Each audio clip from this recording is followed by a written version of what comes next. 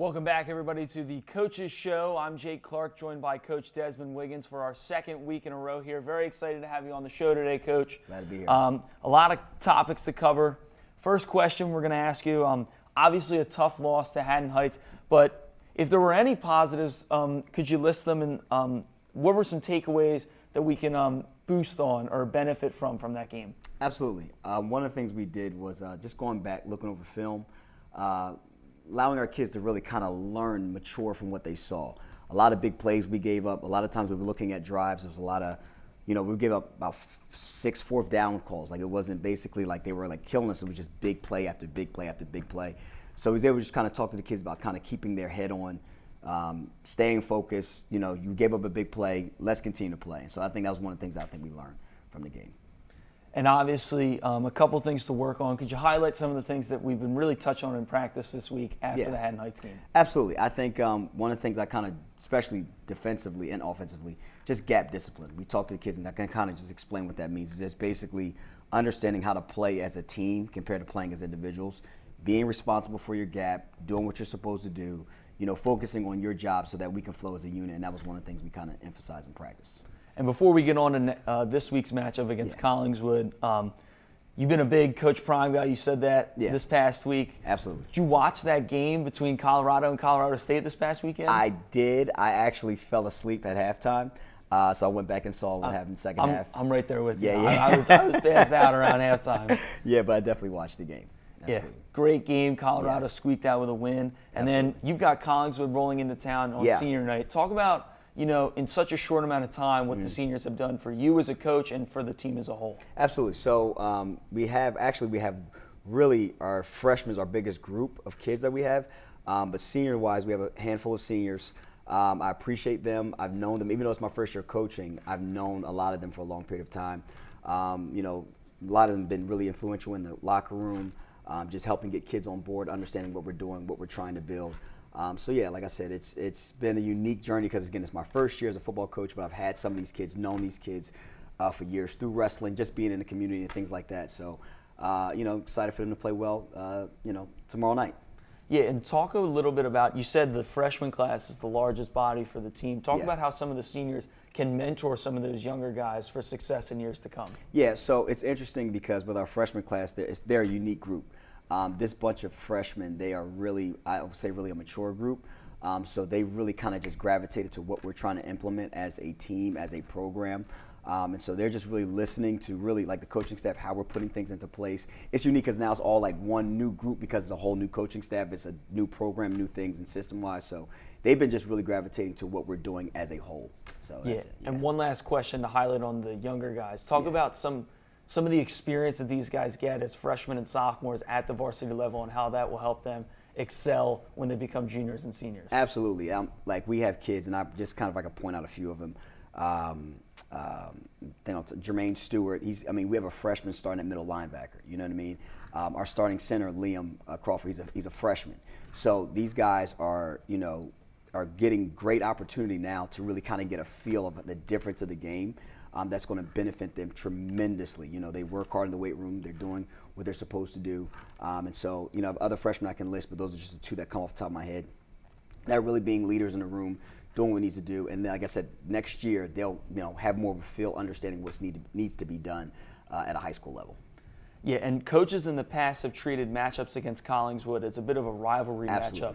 Are you treating this as any other week, or is this a strict rivalry matchup against Collingswood? It's a rivalry week matchup. It's when I went to school here, we had this was the Thanksgiving game. So we no longer have that, but that was the game. And so, every week is every week. I tell the kids that too. We prepare every week the same. But, there's something about beating Collingswood and make sure that we do that, especially on senior night. So we're excited about it, excited about the challenge.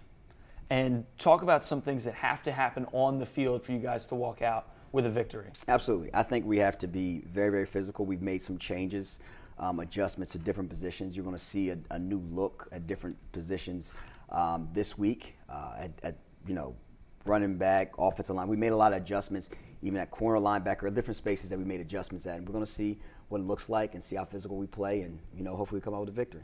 And is there a reason for those adjustments, or just trying new guys out in different spots? I think it's a mixture of both. It's a mixture of just looking at where guys can kind of fit and seeing what we can do with other guys at other positions. We've seen guys kind of work their way up and kind of work hard in practice, and seeing, what they will look like in a game time and how they look good in practice. So we look what it looks like in game time speed. Yeah, we're about halfway through the season. Give us a bit of a midterm recap or a couple statements as we're now about less than a half of the season to go. Absolutely. This season has been it's been a building block for, like I said, not just the seniors, but the freshmen, the sophomores. They're learning how we are putting our program in, things that we're doing. A lot of them are really learning too as well. Because again, when you come into this level of football, you're learning a lot of things on the fly. And so I think that come this year, they're learning, they're developing. I'm excited for what they are learning. I will say this too as well concerning, even going into season, we knew with Camden, Seneca, those two teams were Group 3 South Jersey. They played each other in the Group 3 South Jersey championship last year, and they returned a lot of kids. So we knew going into the season that we wanted to see how kids would compete, how hard they would play, and we knew that this was a time of the season where this would be a gauntlet for us of the size, the difference, the teams that we're playing. And so we're excited of how they played, their effort, what they're giving us, and we're just looking forward to the rest of the season. And you mentioned competing this week and last week. Give us a little bit insight of what you're telling those kids in the huddle when there's a tough game and things aren't going your way. Yeah, I told the kids this. The only way I know how to coach is I only know how to coach to win. So what I want to see kids do is we coach them to prepare to win. No matter who we're playing, no matter who our opponent is, we prepare that way. And so what we tell kids during the week is we prepare them to win. We put them in position to do what they can do. And if we are not physical enough or not big enough or not strong enough, then we learn from it. And we understand what we have to do to get to that next level. But our job is always as coaches is to encourage the kids to go out to compete, prepare to win, think to win. Because I think winning is not just simply going out and actually doing a play. I believe winning also too as well is a mindset. And so that's one of the things we want to implement here in the program is just getting the mindset to win and keeping that kind of mindset no matter who we're playing. Yeah, and last question for you, Coach. Absolutely. The student body this year has been very supportive. Yes. Does that give you guys or the players a little bit of extra motivation to go out on the field and perform? No doubt. I want to say this to the student body too as well. I thank the student. I'll say this to thank you, student body. I appreciate you all so very, very much. Even staff here too as well. The kids love it. They love it. It's funny. They were actually talking about it yesterday in practice. Even though we were losing the way we were losing to Haddon Heights, the student body was still out there supporting, cheering the kids on, and the kids, they really listened to that. And that means a lot, and it goes very, very far for them. And they were actually even talking about it yesterday in practice. So it's a good question that you brought that up, and I'm glad that you did. And I just want to say again, thank you, student body. Thank you, staff, those that continue to support the kids as they're growing, as they're developing, to get this program where we believe it should be. So that'll do it for this edition of the Coach's Corner Show. I'm Jake Clark, joined by Coach Desmond Wiggins. Great to have you on, Coach. Good to be on. As always, go Knights.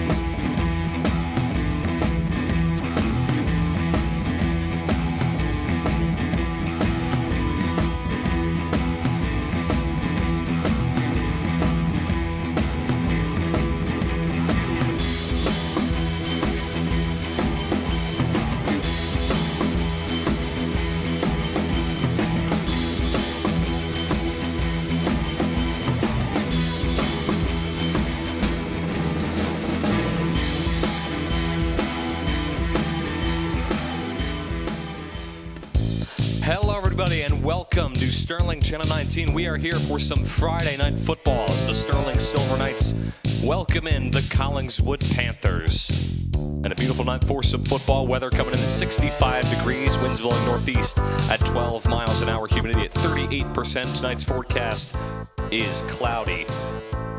Look at the Constitution 2023 standings. Camden at the top at 3-1. Haddonfield behind them at 3-0. Haddon Heights at 2-1. Camden Catholic at 1-2. West Stepford at 1-3. And then Sterling at the very bottom at 1-3. So we'll look at the Colonial standings. Gloucester leading the way at 3-1, followed by Audubon at 2-1, Overbrook at 2-1, Collingswood at 2-2, and Deptford at the very bottom at 0-3. We'll look at the matchup here today between the Knights and the Panthers. Sterling scoring 8 offensive points per game, Collingswood at 21 offensive points per game. Defensive points per game, Sterling allowing about 37 points per game, Collingswood allowing 18. For the home and away records, Sterling at 1-1, Collingswood at 1-1. And the last win versus an opponent is 2021 for the Sterling Knights and 2020 for the Collingswood Panthers. And we are going to go to Jake. We're going to send it down to him on the field for the pregame show. Here's Jake. Thank you, Brian. Thank you, Strauss. Down here on the sideline, I'm Jake Clark. Collingswood coming in with the 2-2 record against Sterling's 1-3 record. Doesn't look like it's going to be in Sterling's favor based on the stats, as Collingswood's both wins are against teams that have a sub-500 record like Sterling does. But anything can happen out here tonight. Both teams are floating around 500 here tonight.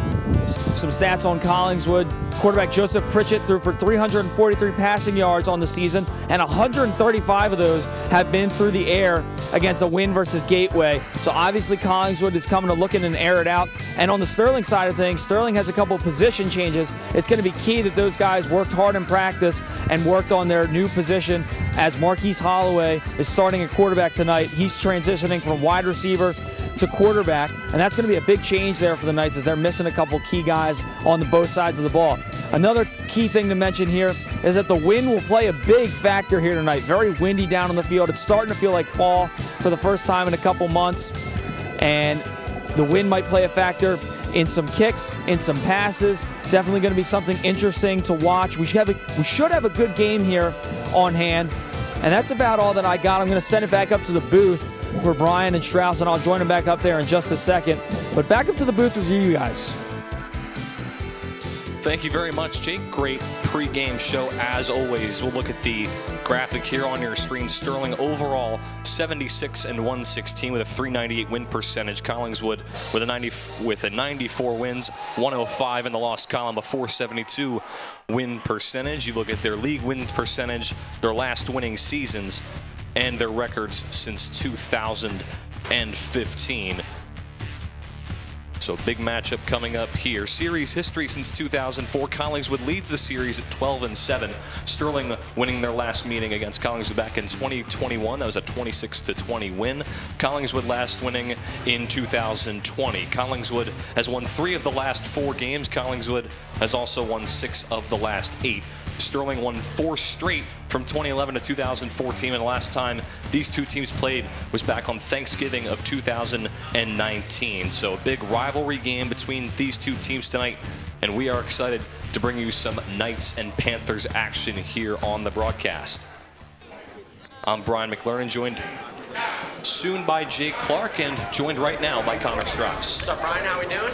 Doing great, doing great. Glad to be here. As am I. I'm expecting a great game tonight. You know, Sterling, it's senior night. They're going to want to come out. They're going to be hot right out of the start. I think that Sterling is going to play on top of their game tonight. Yeah, Sterling coming off a few frustrating losses within the past couple of weeks, hoping to bounce back here at home against Collingswood.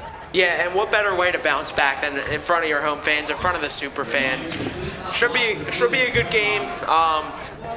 But yeah, Sterling's schedule, yeah, obviously they play a hard schedule, so it's really tough to figure out how good of a team they really are. So this should be a good game for them.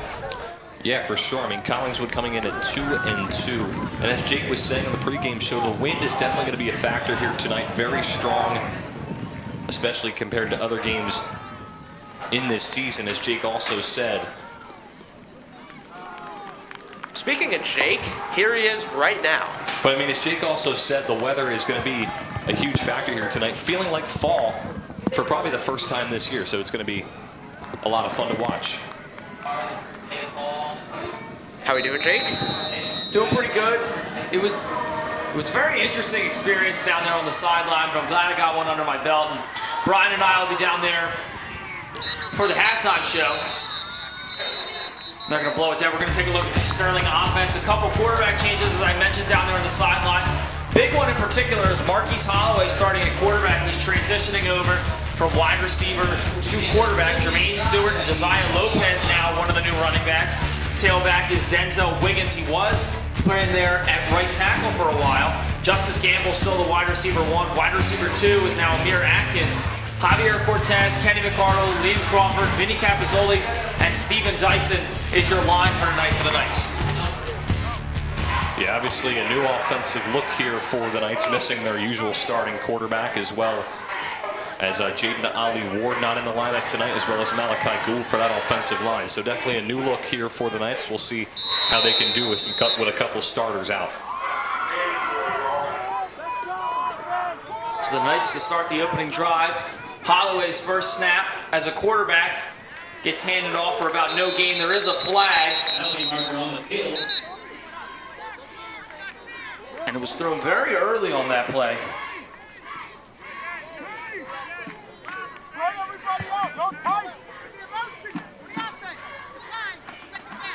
Looks like the penalty's offset, but now we take a look at the Collingswood defense. Starting at free safety, it's Shaq Carter, cornerback room, Jazir Cordy, and Mekhi Washington. And the other safety is Roman Florio. Linebacking room is Thomas Money, Caden Lubby, and there was a second down snap there that went backwards. Want to take a look there. We just looked at the linebackers of Money, Lubby, and Baran. Defensive front is Von Zabit, Soto, Diaz, and Pickens running the front four for the Collingswood defense.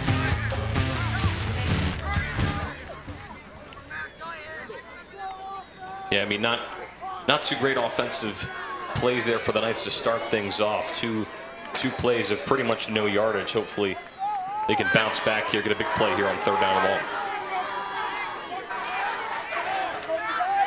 Third and long here. Holloway, first pass attempt is blocked out of the hand and it's picked up. That's a fumble. His arm never went forward. And Collingswood almost had a scoop and score there, but they're down just short on the goal line. Let's take another look at this. That's a great defensive play by Collingswood, able to apply pressure to Holloway on his first pass attempt as a QB for the Knights. Yeah, great job by Collingswood defensive front. You know, Holloway's new to quarterback, so they're going to try and make him uncomfortable early on, and that's what they did right there on that play. That's a great job by Andrew Soto, the defensive end, to apply the pressure and get the strip sack there on Marquise Holloway. So now the Panthers have a great opportunity here. First and goal from about the 1 yard line. Walk up, walk up, walk up, walk up! Walk up! Walk up! Linebackers, walk up! Pritchett takes the snap, hands it off to the fullback, who stumbles into the end zone. That's a touchdown there for Graciano Diaz. And the Collingswood Panthers are up early 6-0. That was a really well-designed play from Collingswood. They snap it. It looks like they're going to go to the outside with the quarterback, but they just snap it right to the fullback, and he's able to get in. Sterling has had a tough time bringing down bigger, like fullbacks, bigger running backs. So that was a very well-designed play. You can tell that they were watching film. Great job by the big man, rumbling and tumbling into the end zone, and a great start here for Collingswood after the big defensive play. Collingswood with the fake PAT, a heave, and the ball drops dead, so no good there on the fake PAT for the 2-point conversion. But the lead still stands with the Panthers. They're up 6-0. Yeah, and if you're Sterling here, you want to try and get more difference in your offense. You know, you don't want to always go to the run. You want to try and switch up, go to the passing game a little bit. And even if it doesn't work, you know, you want to have some variety, so when you do go back to the run game, they're not expecting it as much. Yeah, for Sterling, if you want to have a good offensive day, you want to mix up your plays, maybe run some run-pass options, you know, run some screens, maybe take a shot downfield every once in a while. Just a good way to mix up your plays, not have anything predictable, and make it easy for the Collingswood defense. There's a great shot of some of our nearby neighborhoods with the skyline and the sunset in the background. Phenomenal drone shot there.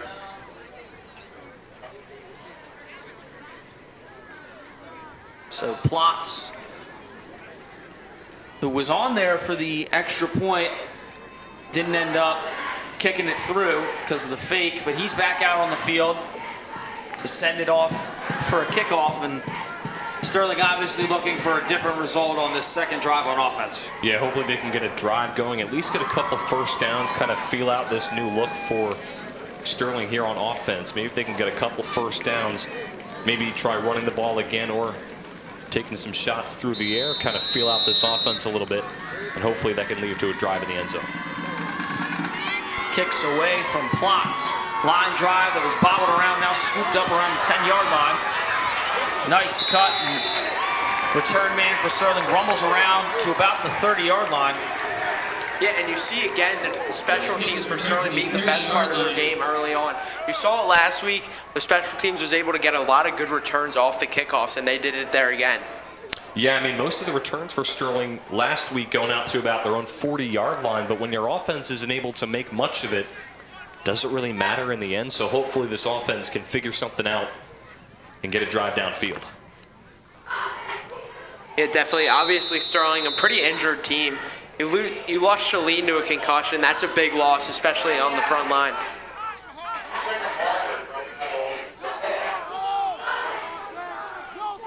Holloway lines up in the shotgun, takes the snap, hands this one off, and a minimal gain there. Brings up about a 2nd and 10. Yeah, not a great start here for the Sterling offensive line. Just not really meshing together here. I mean, they got a whole lot left of football here at the Castle. So hopefully, as this night continues, they can start to have better communication, get some good blocks, and allow some big runs.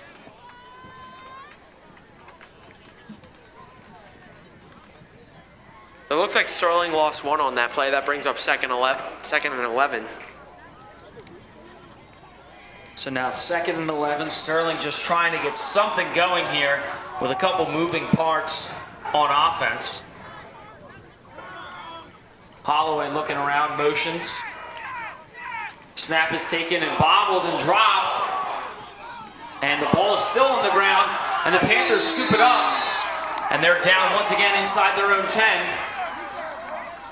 So another turnover there for the Knights. Back-to-back fumbles for Sterling's offense to start this game. I mean, what should have been an easy jet sweep there just turns into a disaster for the Knights, and a great job by this Collingswood defense to scoop it up and get some good field position here. Gonna take another look at this. Ball was scooped up about around the 25-yard line. I mean, just some good wheels on the big man, though. 15 yards on the fumble recovery. So we take another look at this. Scooped up. That's a great fumble recovery right there. Seems Collingswood using a lot of their big men tonight, and they seem to be some of the more impactful players so far to start this game out. The night of the big men for Collingswood. Take a look at the super fans with a bit of a mixed theme tonight. Yeah, I don't really know what that was about, honestly. I mean, a mix of 2000s, a mix of neon. And then they tried to combine it by making the 2000s rave, so you could still do 2000s and add a little neon in there. That wasn't really clear to me, honestly. But I mean, Mr. Claiborne out here repping the neon, so I mean, it he's seems having like some neon fun. is the official theme if that's what Mr. Claiborne's got going. When in doubt, go to Claiborne, huh? Yeah, he's the principal. Kind of runs the show around here. Pritchett takes the snap, handoff out to the right side, and into the end zone. An easy touchdown there for R.J. Blunt, his first of the night, and the Panthers lead at 12-0. That's some great acceleration by R.J. Blunt. I mean, I think he pretty much went untouched on that run, just cutting that one to the outside, makes a nice cut, and pretty much an easy stroll right into the end zone for 6. Great start here for Collingswood, capitalizing after big defensive plays. Yeah, and not only is that great acceleration, that's great play calling. The first play of the game, Sterling was expecting them to run to the outside to get into the end zone. Second play of the game, Sterling's expecting them to run to the inside, and they adjust and run to the outside and find the end zone both times. Good shot there of the field. Both teams get called on an unsportsmanlike conduct there towards the end of that play. Penalties will offset.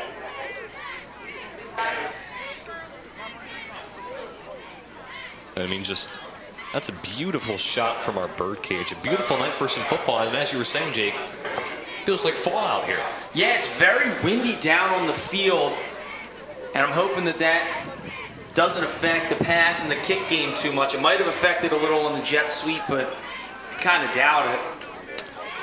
Yeah, I mean, so far, I don't think we've seen too much of the wind affect the game so far. But as we maybe start seeing some balls being thrown downfield, maybe that is where it'll come into play. Or maybe with this extra point attempt. Yeah, and this weather is what I like to call perfect fall weather. I love the fall. I love the cold. I think this is perfect weather for a football game. For football, it's definitely good, but I'm taking summer weather. Summer weather. Yeah, I love Easily. the cold. And the kick is up and good from Plot, so it'll make it a 13-0 ball game for Collingswood. 2 plays, 2 touchdowns for the Panthers. Pretty impressive.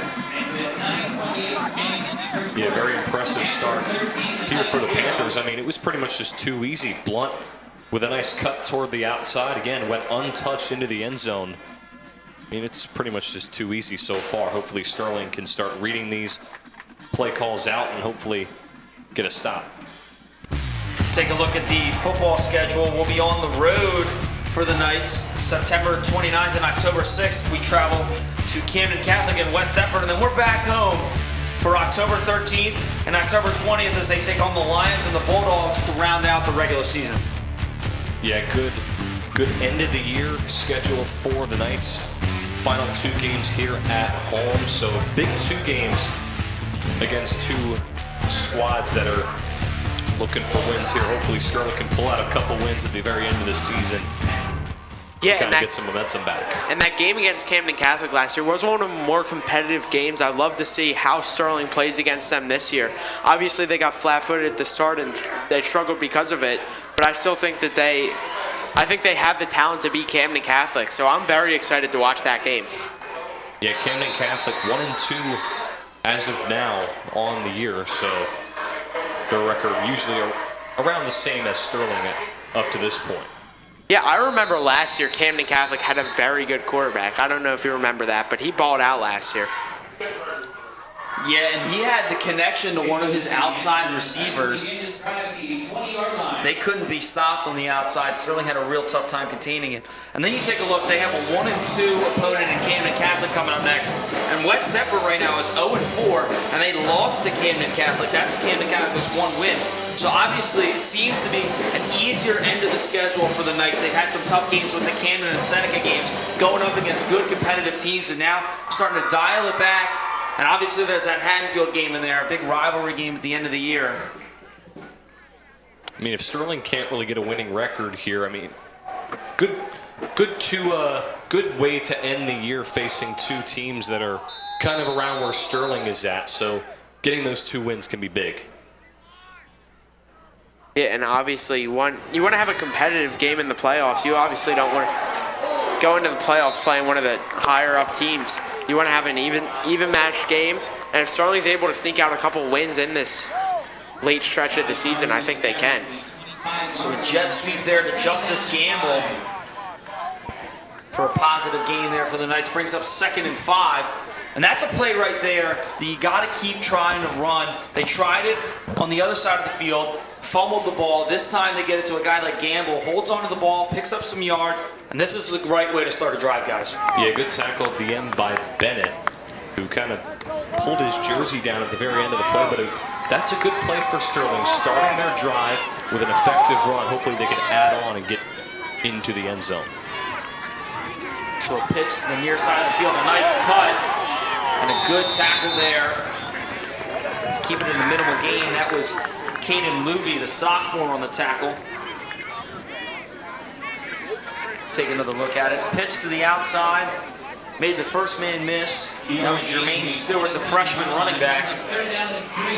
Yeah, I really liked his vision on that play. He was able to find the hole in the defense. And a pretty good run, even though it was only for a couple yards, a very good run by Jermaine Stewart, I think.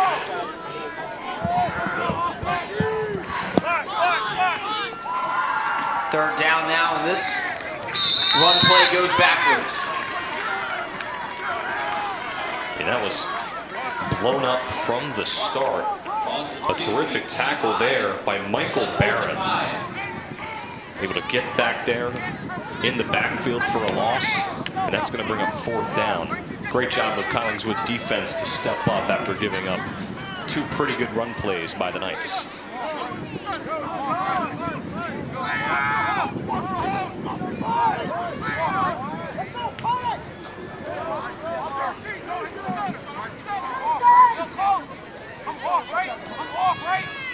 So Sterling now to punt this one away. Yeah, and I think if Sterling wants to stay in this game and come back and win, they really have to limit the turnovers. The 2 turnovers early in the game led to 2 touchdowns, and that can't happen. You gotta limit the turnovers, make their offense work. Short return there for the Panthers, and they'll be set up right around midfield on their own 49. So far, it's been 2 plays, 2 touchdowns for Collingswood. Yeah, great offensive start for the Panthers. I mean, just making it look too easy on offense, but now that they're in their own territory for the first time tonight, hopefully Sterling's defense can lock down, force maybe a 3-and-out or a turnover, and hopefully have a chance to get right back into this game.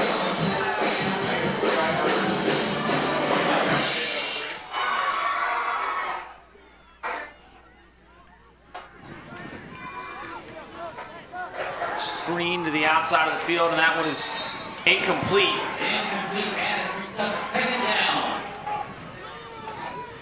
As Pritchett was looking for Shaq Carter, the senior, on the screen there. I mean, was he looking for him? I mean, that throw was heading toward the sideline there. I don't know. I think just had a bit too much umph on it. Wayward pass, and that's a break that Sterling really needed right there as they force now a 2nd and 10. No yards gained on first down, hoping to force a 3-and-out. Yeah, and that's a good play for Sterling's defense to start things out now. A couple stops right here could get him right back into it. Pritchett drops back to pass, runs a screen, and Blunt is still on his feet, racing at the 35, at the 30, at the 20. He's at the 10 and dragged down inside the 10. Big gain there for R.J. Blunt, the sophomore, on the halfback screen.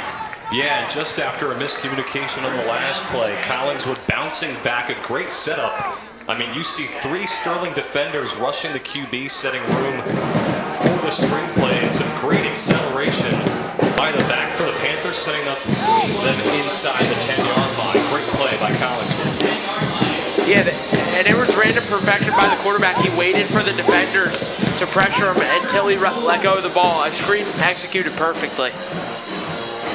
So now a 1st and goal. Here's Pritchett, hands it off to Blunt.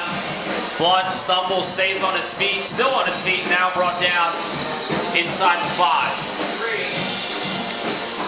We'll take another look at the pass play from the drone. As you see, the quarterback waits until there's pressure to get that ball off, letting him get blockers in front of him. And he's off to the races after that. Good tackle by Sterling to limit the damage, though. Yeah, I mean, Blunt using his speed and acceleration to pretty much full effect so far in this game. So an injury down for the Panthers. That is... Looks like center Vincenzo Angelucci. And he's a senior for the Collingswood Panthers, so hopefully he's okay. Still down on the ground. Hopefully they can help him up. As seeing a senior go down on the ground it just means a little bit more. Yeah, we've been talking about this a lot with the NFL. Injuries really are, they're terrible. You hate to see it. Hopefully he'll be okay. Yeah, he looks to be in a lot of pain. You could see it. You could see the agony on his face. And the next game that we'll have will be September 29th away at Camden Catholic High School. That'll be live on youtube.com/SterlingTV19. And again, 7 p.m. kickoff as the Knights look to face the Fighting Irish of Camden Catholic. Should be a good competitive game, hopefully, and Sterling's obviously got to execute. And one thing we talk about with Sterling is the play calling, but I think another thing to stress is the turnovers. I really think that the turnovers have been a bigger issue this year than we'd like to harp on head coach Desmond Wiggins and the play callers, the offensive coordinator, whomever that may be. And it's but the turnovers are really the unforced wounds, especially the one that we saw on the jet sweep where the ball hit the ball carrier in the hands, square in the hands, and then just fell right to the turf. Yeah, sorry to interrupt you there, Jake, but I was just saying, these turnovers, they're not really unlucky turnovers, they're sloppy turnovers. I mean, with the jet sweep, we've seen that twice now with a jet sweep.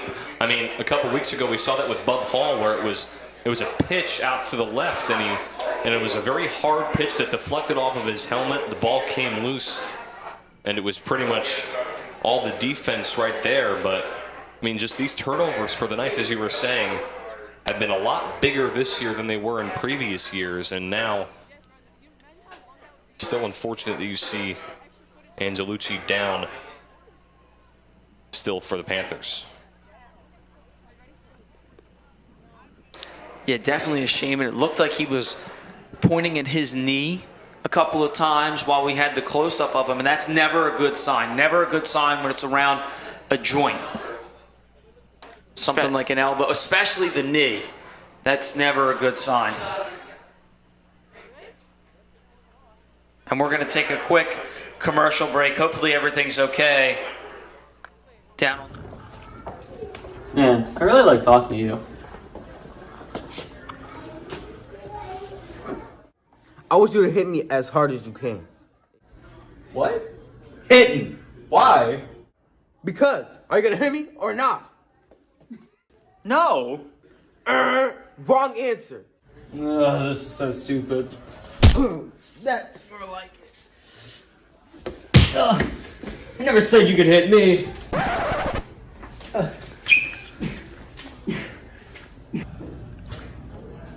What is that guy fighting? What's your name? Never called. Tyler. Are you from Fight Club? Shh.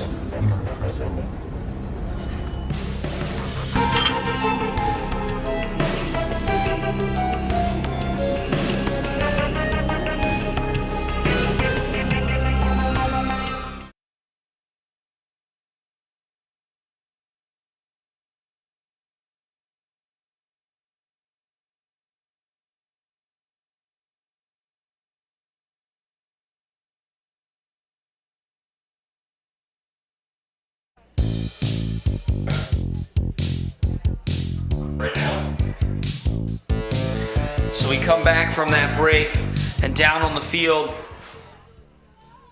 is Collingswood starting center, senior Vincenzo Angelucci.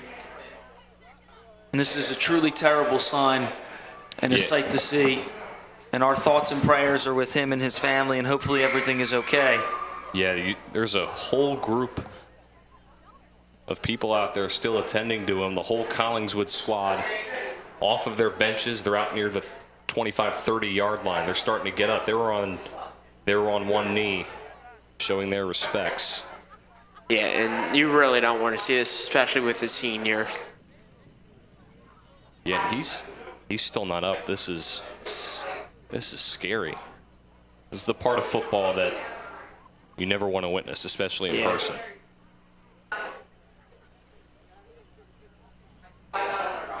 And it looked like it happened towards the latter half of that play. I honestly didn't see him go down until we had a spot on him. And again, it looked like he was pointing towards the knee.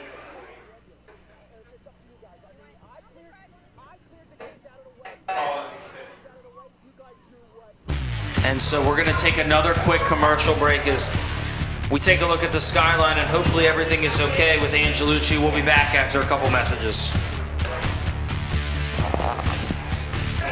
I feel like Joe.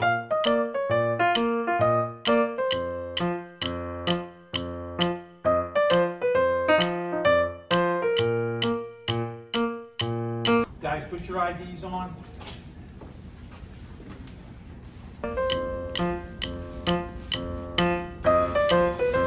Brady, headphones. Gotta come out. Nah.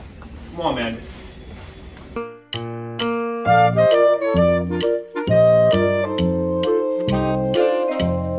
Yo, Brayden, you know you're not supposed to have your jacket on, man. Come on, take it off. Put it in your locker. No, I'm okay. Stop. You have your jacket on, AirPods in, and no ID. Go to internal.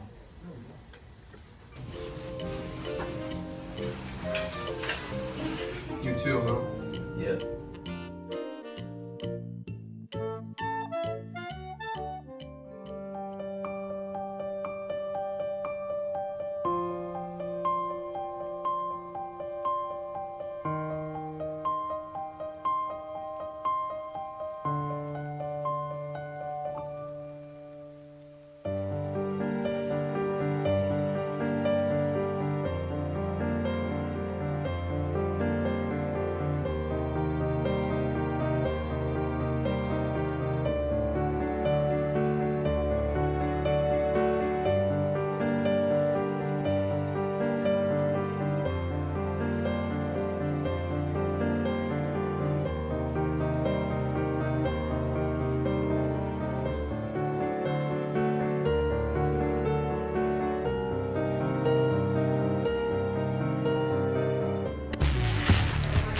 Welcome back to Sterling Channel 19.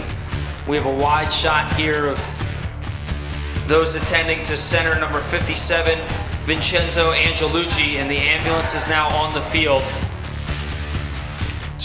And our thoughts and prayers, all of us here at Channel 19, especially us in the booth, are wishing nothing but the best for him and his family and all of the Collingswood players that must be feeling a lot right now. And again, we're gonna cut to a quick commercial break and keep you posted as we take a look at the sky.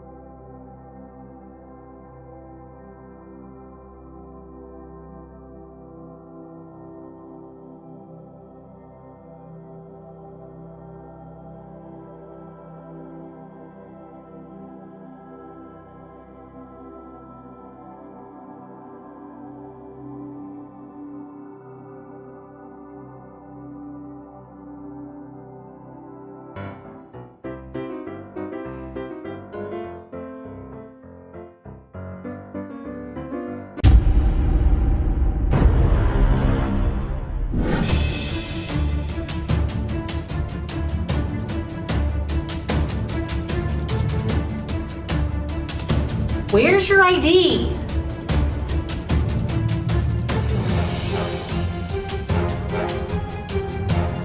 Hey, oh, wait a minute. Put that hood down.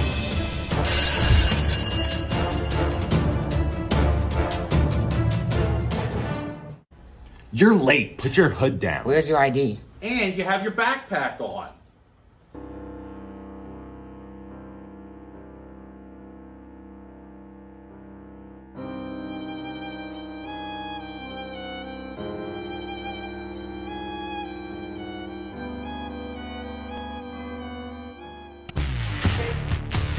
Welcome back to Sterling Channel 19, and if you're just joining us, this is a sight that none of us wanted to see here tonight, as starting center for the Collingswood Panthers, number 57, Vincenzo Angelucci, is down, and it looks like he's going to be needing the stretcher. The ambulance is out on the field. His teammates, all of them are off of the sideline, trying to show their support for him.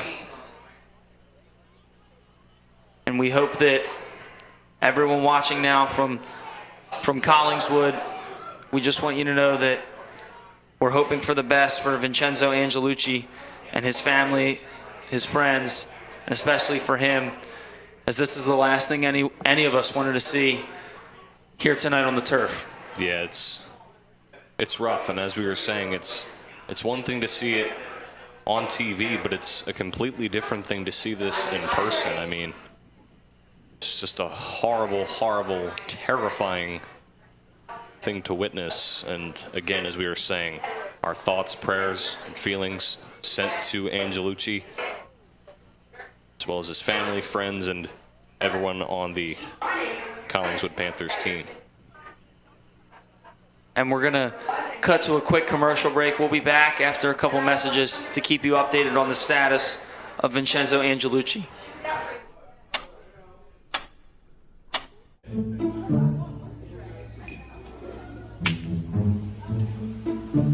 Yeah, you guys want us to just skip class and mess around?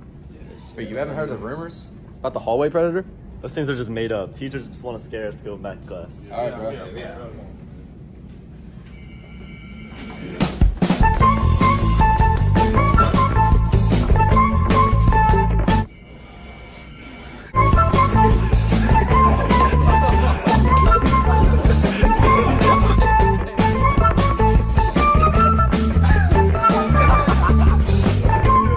I told you guys it's not real.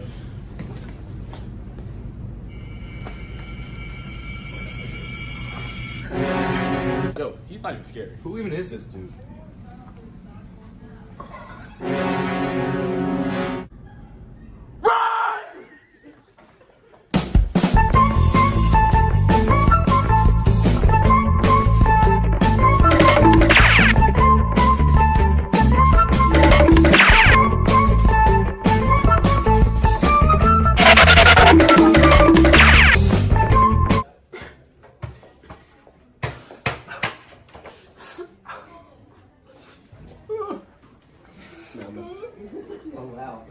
Don't linger in the hallways. Welcome back to Sterling Channel 19. If you're just joining us, I'm Jake Clark, joined by Brian McClernand and Connor Strauss up here in the booth. And an unfortunate injury to Collingswood center number 57, Vincenzo Angelucci, as his teammates rally around him, the cheerleaders from Collingswood, the coaches, as he is now on the stretcher and unfortunately getting ready to be taken away in the ambulance that was on site.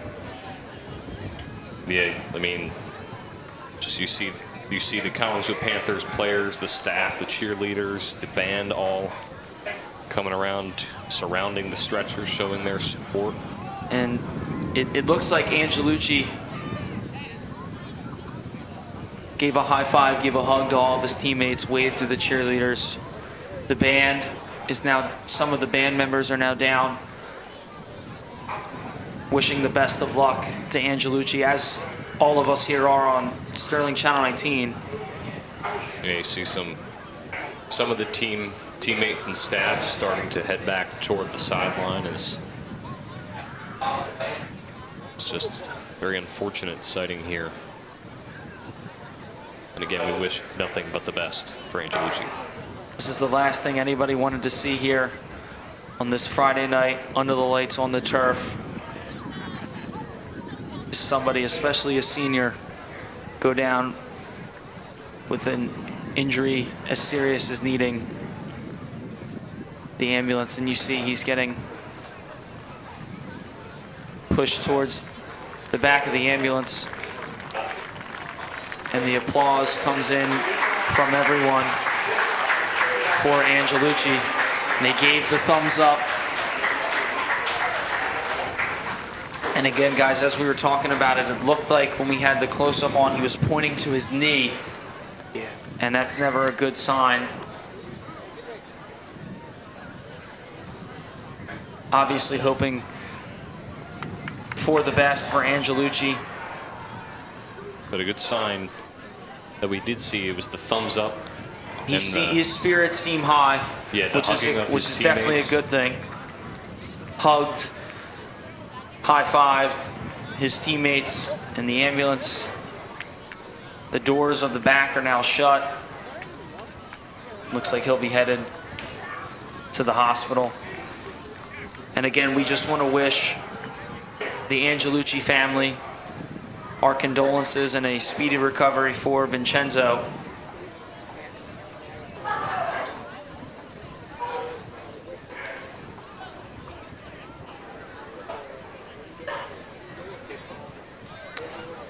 And of course, we're hoping for speedy, good recovery for Angelucci as the ambulance makes its way.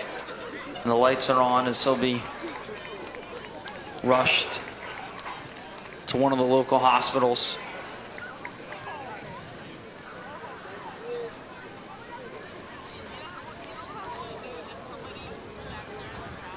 Great job by the staff on both sides for handling this situation to the best of their ability. As the applause is coming in. The applause rains in, and the ambulance makes its way down the track. Of course, our thoughts and prayers go with Angelucci, his family, his teammates, and his coach.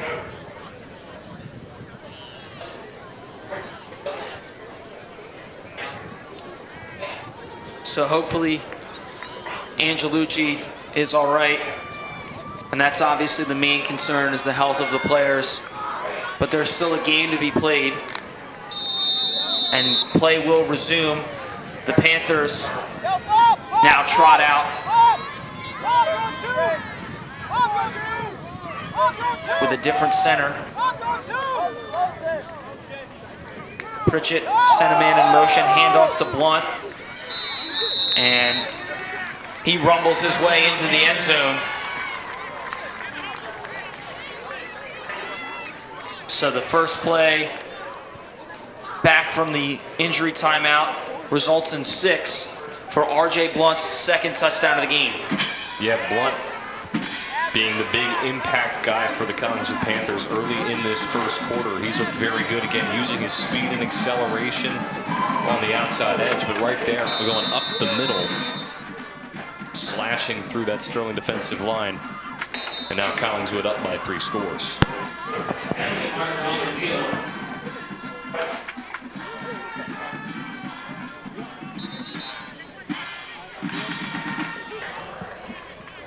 And we're going to take another look at the touchdown here for R.J. Blunt, the sophomore, his second on the ground. I believe he only has about 3 rush attempts, and 2 of them have found their way in for 6.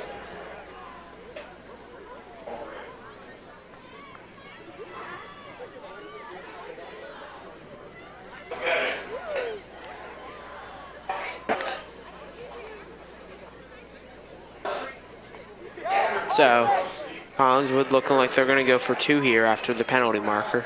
Yeah, and that'll get them, if they convert it, to 21-0 against the Knights, who haven't had much success offensively. It's been all Collingswood, as the score shows, and nice stop there. And the ball carrier lost his shoe, but a great stop there by Jaden Davis, the sophomore linebacker. Take another look at this right here. Yeah, great job by the defensive line to get back behind the line. And a terrific tackle there, wrapping the back up. And now Collingswood 0 for 2 on 2-point conversions to start this game. Isaiah Cruz was the ball carrier that lost his shoe and was stopped short of the goal line. And now Sterling has to get something going. Obviously a different look at quarterback, a different couple looks at running back, wide receiver. But they got to get it a flow of the offense if they want any shot of coming back in this game. And it's still very early. Yeah, you're right, Jake. Still very early in this game. Obviously, as you said, the new look offense. I mean, also having a new look at the offensive line. Malachi Gould, their big guy, their big right tackle, I believe, out in this game as well. So. And Nico Jeline is out with an injury. 2 senior offensive linemen that aren't playing for the Knights. As Nate Plotz will get ready to kick this one away. Hopefully this drive can start something here for the Knights. Again, not really having much going offensively. Most run plays going for negative yardage or no yardage. I mean, there was that jet sweep, I believe, that did get them some good yardage. They had 2 back-to-back good run plays on their last drive, but for the most part, the offense just not really clicking so far, but hopefully this drive can be the start of something new. Yeah, Sterling looking to get their offense going here. And Short kick there from Plotz, picked up around the 15-yard line. Return man still on his feet, but nothing doing, as it'll be about a 5-yard return for the Knights. Stopped at about the 20. yeah, obviously, that was a pretty good run there by the return man. He was able to get to the inside and get it past the 20, so. Looked like the return man was Justice Gamble. He looks to be in a little bit of pain after that return. Limped a little off the sideline. But good to see him get off the sideline under his own power, so hopefully nothing too bad for Gamble. I think obviously not the best field position of the night, obviously not as good as Sterling's last drive when they were out to about the 30-yard line, but no matter the field position, got to get something going, pick up a couple first downs, whether it's taking a shot down the field, trying to use some speed, get to the outside a little bit, just something to mix up your play calls and hopefully get some success. Holloway has Wiggins to his left, now motions him out, looks, sets up a screen, pass too high. Pushing and shoving at the end of the play there. I mean, taking another look at it here, we could pretty much see how it was from the start, but even if he were to come down with that ball, I think Collingswood read that pretty well. If he was gonna make that catch, he was gonna get probably popped and go for either no yardage or negative yardage, barring a couple nice cuts. So 2nd and 10 now after the incompletion from Holloway. He lines up under center. 2 receivers to his right, now a man in motion. Pitch to the outside, was bobbled and caught. And a flag comes flying in towards the end of the play, but right now it'll stand as a loss. Wrapped up was the ball carrier, Jermaine Stewart. Still a flag here. And the penalty is declined. It was against Sterling, so it'll still bring up a 3rd and long. Yeah, take a look at it here. I mean, once again, just the blocking on the left side, not really doing many favors for the Sterling offense. 2, maybe even 3 Collingswood defenders able to get back there behind the line of scrimmage to stop that run play. And of course, the bobble there giving Collingswood a bit extra time to get into the backfield for the loss. So hopefully Sterling can now come up with something here on 3rd down.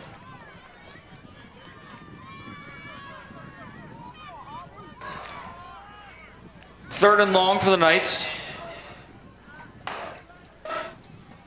Jet sweep to the far side of the field and about a pickup of 3 yards.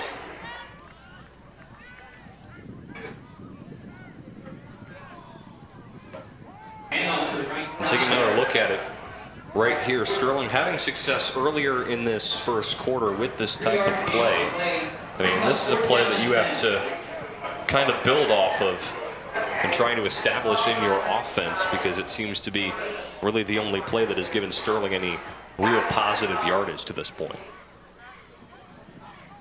Senior Adam Harbert back to punt this one away, as the Knights got back to the line of scrimmage after going backwards.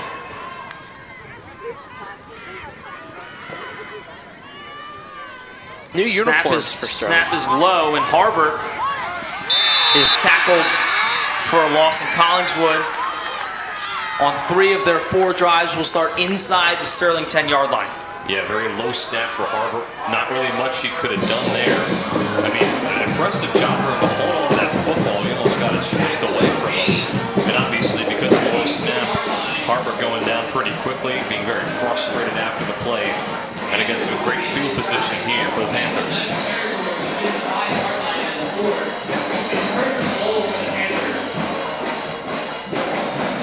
So Collingswood will start with a 1st and goal for the 3rd time tonight. 3 of their first 4 drives have started inside Sterling's 10. And the turnovers, whether on downs or on fumbles, have killed the Knights here as Pritchett passes, and that one is scooped up and caught. They say it was inbounds. So that one was caught by Shaq Carter. What a great play there by Shaq Carter to catch that ball. It's a very difficult catch to make. We're going to look at the replay. I don't think he held on to that. I think it touched the ground. Wow. He caught it. He definitely caught it. I think it was just a matter of if he established possession or not there. Yeah. At first, I wasn't really sure if he caught that one or not for a second. I thought that ball hit the ground. And what does help us is, with playing on the turf, is you can see where their foot is inbounds or out of bounds because the pellets fly up.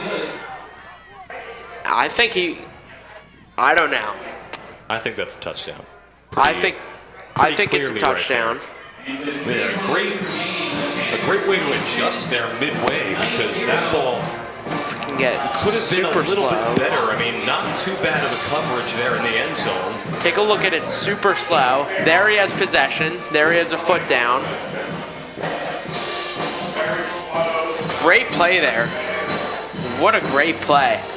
That was a great catch there by Shaq Carter, his first touchdown on the night, and I believe it is Pritchett's first through the air.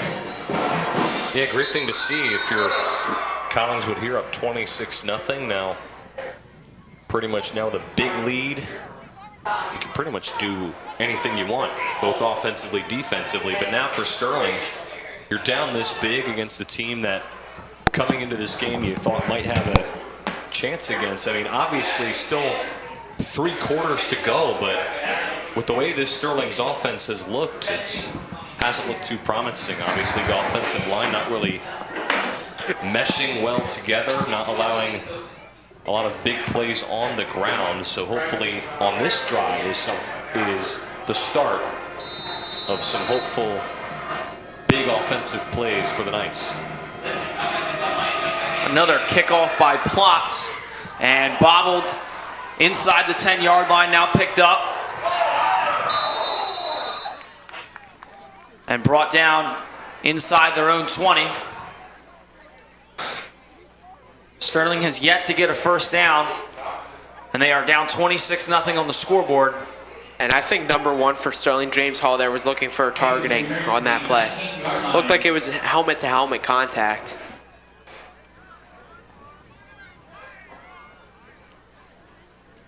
Now, I'm not all too familiar with the high school rule book. I know they call it in college.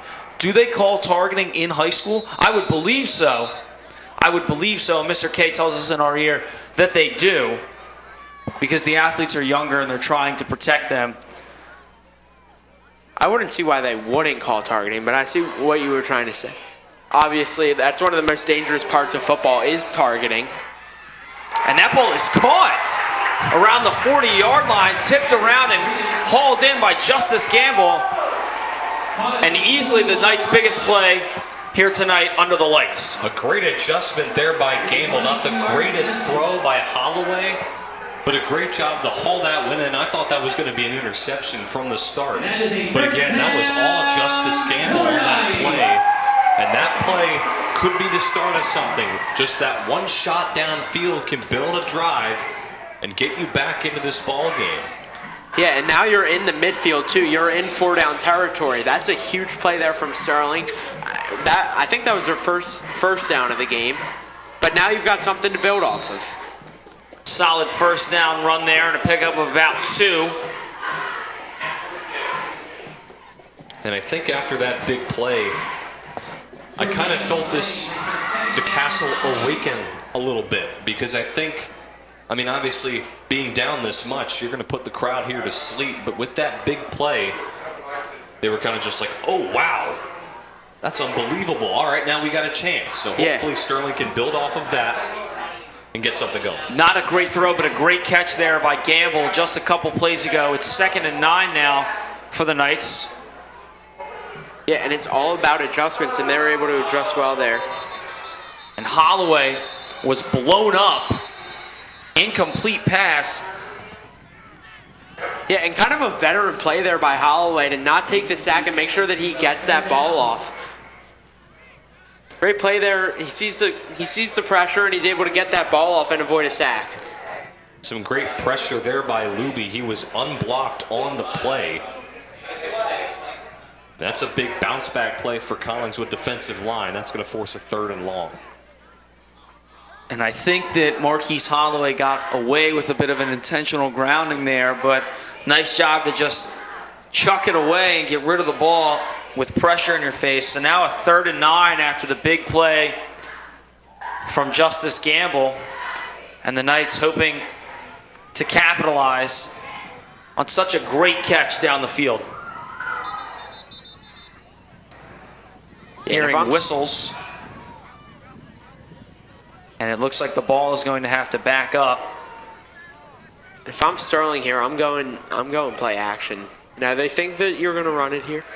I'd go right to the play action. And they pitch the ball to the outside. There's a flag, couple flags coming in. 2 flags fly, and as it stands now, Sterling is short of the line to gain by about 5 yards. 2 flags on the field. It's going to be holding on Sterling. Looked like a hold for Sterling, and it is. Collingswood declines the penalty, so that brings up 4th and manageable. And as Strauss, you were talking about earlier, you're in a position in where you can go for it. A punt here doesn't really put your opponent pinned back. Not in field goal range, obviously, but it looks like they'll send out the punt unit. I don't know there. I mean, Sterling was building something off that catch. I don't know if I'd send out the punt unit here. I think I would try and go for it on 4th down. But Sterling's special teams has been very good, so. Harbert to try again. The last time Sterling came out to punt, he was tackled for a loss inside their own 10. Low snap, picked up, and blown dead. Harbert's knee hit the ground, so he will be marked down. And 0 for 2 on punts here. Let's take another look at it. His knee looks like it touches the ground. Yeah, take another look at it right there. His knee does hit the ground before. Yeah, just trying to corral that low snap. Frustrating night here for the punt team. And the knee is down. The knee is down there. Take a look at it. Knee is down. He's got the ball. And Collingswood gets great field position right at the 30-yard line for Sterling. Yeah, great call by the officials there, too, to notice that his knee did hit the ground. The Panthers have been hot here tonight, putting up 26 points in just the first quarter. Play action here. Pritchett is sacked. Big play there by the Sterling defensive line. That's Kenny McCardle getting in for the sack. What a job right there by Kenny McCardle. I mean, it was just him and the QB right there, and he got the best of him. Almost stripped that ball away. And a terrific job by Sterling's defense to start this drive. Yeah, and you can start to see Sterling's momentum kind of pick up again. They had the great catch on the last drive, and now they get a sack. And Collins was looking at 2nd and 22. Quick snap and a pitch to the far side of the field to Blunt. And that's a big run for Blunt. He's still on his feet and takes a tumble. Took a tough hit at the end of the play there. He's a little slow to get up. Definitely a tough hit here. Tough hit there. You gotta hope he's okay. And now he's holding that right knee of his. We're gonna take another look. Pitch. Great blocking on the outside. And a low tackle there from Bub Hall.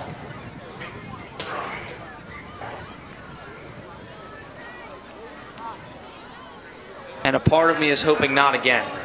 Yeah. At the end of the first quarter. Great run too. He just kind of gets flipped over. It's a tough landing. You hate to see that. And Blunt has had a great game to this point. 2 touchdowns on the ground in just the first quarter. The first quarter has come to a close. So we'll take a break as it's the end of the first quarter and Blunt gets up. And that's a great sign to see. But we'll be right back for some second quarter action. Sterling trails at 26-0. So yeah, look at this door. You can't open the locker. Look at the shoes he's wearing.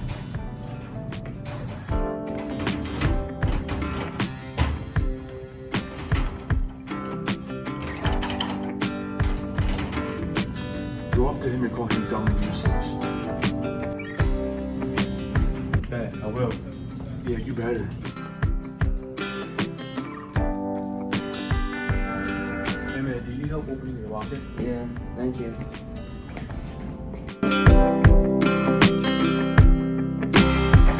Thanks. No problem. Nice shoes. Thank you. Thank you. Yep.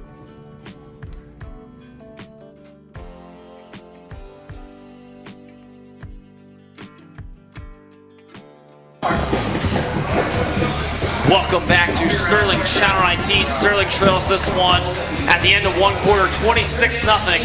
And obviously a lot to turn around here for the Knights. Yeah, just a frustrating start to this game, trailing this one by a boatload. But again, 3 quarters left to play, so you still got a lot of football left. Hopefully Sterling can bounce back from a frustrating first quarter, get some momentum, get some drives going, and hopefully slowly climb back into this one.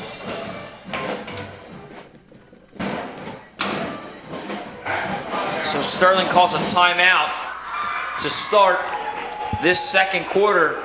And that was a good end of the first quarter for the Knights. McCardle comes out with a sack. Obviously, you give up the big run, but good sack there by Kenny McCardle. Take a look at the football schedule for the Knights. They're away for the next 2 games. Next one being against Camden Catholic. Camden Catholic is 1-2 with their only win coming against West Deptford, who is 0-4. We will cover the Camden Catholic game. And then they come back with a 2-game homestand to end the season versus Gloucester and Haddonfield. Yeah, and the season starts and ends earlier than it used to. Oh. We gotta look at a trivia question from 1909 to 1962. Name the 3 towns in which their students attended Collingswood that were not from Collingswood. I don't even know what's near Collingswood. 3 towns in which students attended Collingswood that didn't come from Collingswood. Brian and I have learned in the past couple weeks that it usually has to deal with something in our district. I'm gonna go Magnolia. It's one of them. I think you're right there. I'm gonna go Magnolia. I like Magnolia.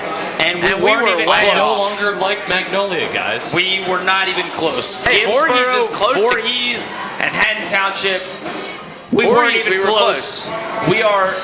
I don't know if we've gotten about 1 trivia question right, and that was Hassan Reddick with the Heights game last week, and that's about it. Not looking too great with those trivia questions, but we'll bounce back. We'll bounce back next week. Never back down, never what? So, never give up as Pritchett fires this ball down the field, and it is caught for the touchdown. Touchdown Panthers.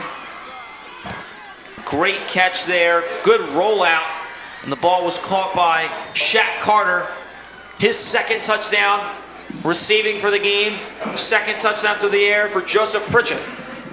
What a nice grab right there. And yeah, I don't think that pass was intended for him.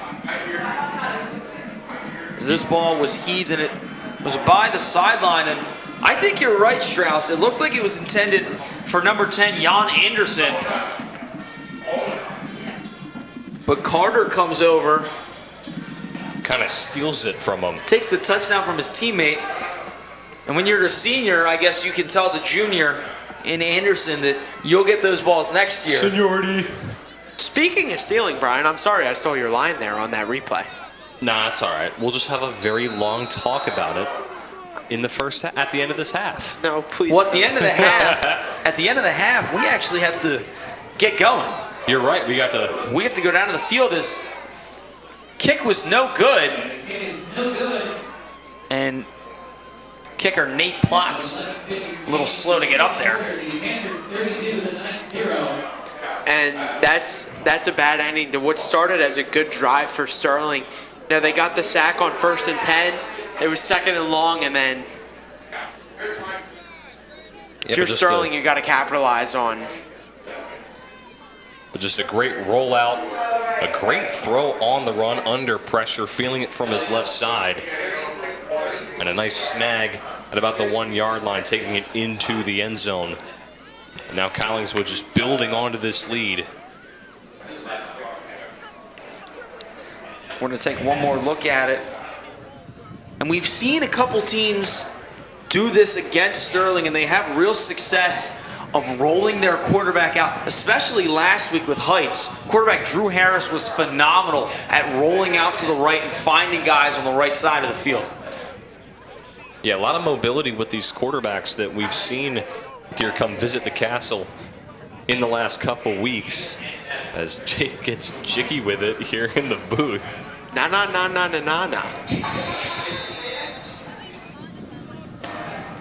Yeah, so on that play, looked like it was intended for the junior wide receiver, but then Shaq Carter said he's going to do it himself. And a good return there for the Knights. And they managed to hold on to the ball. They're out past the 40. Yet again, Strauss, as you were saying not too long ago, Sterling's special teams being one of the best parts about their squad. But as I was saying, their offense is really the second part of that. Yeah, you have a great return, but still you got to make a trip to the end zone, and unfortunately Sterling's offense has not been able to do so far. Well, and the kick return has only gotten them so far. Usually they end up out past the 40, but the offense has yet to carry on that load.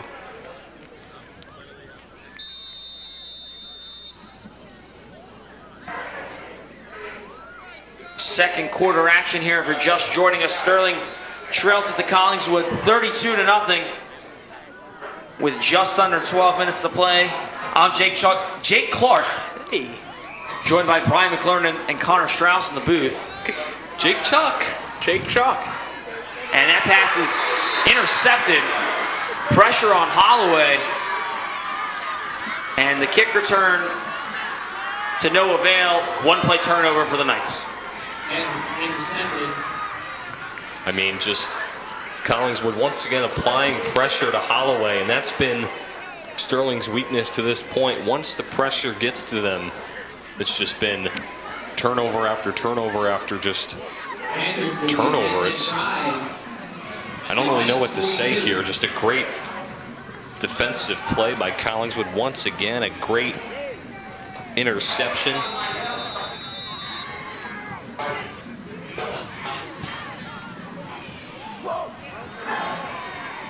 And I've called myself a lot of things in the past, but I don't know that I've ever called myself Jake Chuck. As we get back to football, here's a good run up the middle for a first down and a little more, and there's a flag. And the ball's coming the other way. Sterling stripped it from the ball carrier, and that's a turnover for the Knights. A forced turnover. But wait a second. Wait a second, there's a lot going on, because it looked like an offensive lineman, number 60, Michael Barron, had the ball at the end of that play. Yeah, just a crazy turn of events. You're thinking just a normal run play for Collingswood, then you think, oh my goodness, Sterling just turned it over. And then you look at, as the dog pile emerges, it's a Collingswood player with the football. So we'll see as the refs convene here. And they're going to have to sort this one out. There was a flag on the field. And we're waiting for the head official signal. And he is chatting it up with his colleagues right now, trying to figure out what's going on. Talking to Kenny McCardle. However, To add to all this madness, there is a Collingswood player down, and the penalty was against Collingswood. That penalty's declined, and Sterling has possession. Let's take another look at this play here. Good run by the ball carrier. And the ball pops out at the end of the play. It is picked up by Sterling. And it was originally picked up by Sterling. Collingswood was pointing that it is their ball. So maybe Sterling fumbled after covering the football. Isaiah Cruz, the running back, number 18, is still down after this play. And we're hoping that he is okay. We're going to take another look at the run right here by Cruz. And Hall comes in with a hit, and then it looks like it's stripped away. And the flag was on number 60, Michael Barron. Yeah, 2 big hits taken right there. Pretty much within a second of each other. That's when the ball comes out. Takes a nasty fall at the end of the play as well. And Cruz is still on the ground.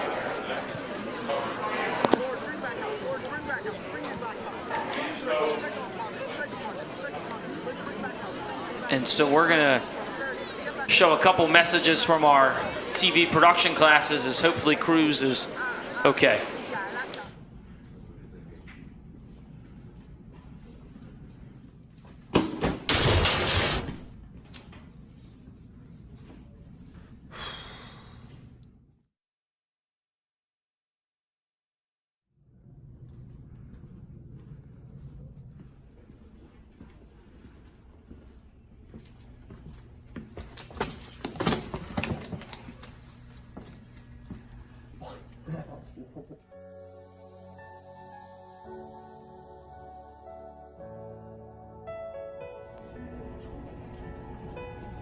Hey man, are you okay? No man, this dude keeps bullying me. Here, try this out. What is it? This is stoppage. You can report people that bully you. Thank you, man.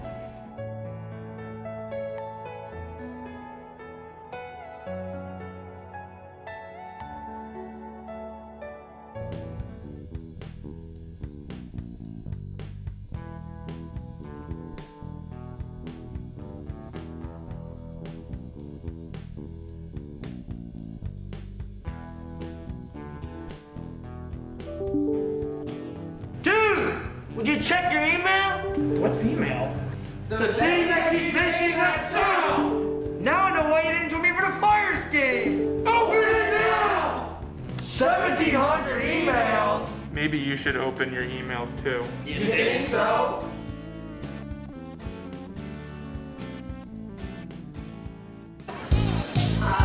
And welcome back to Sterling Channel 19.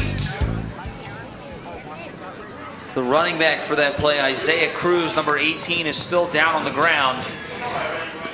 And we got word from a couple of Mr. K on the PA and the official up here running the clock that it looked like he got hit in the chest.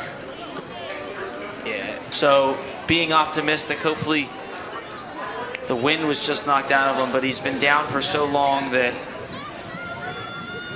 we're starting to think it's something serious. Again, it's number 18, Isaiah Cruz, the running back for Collingswood.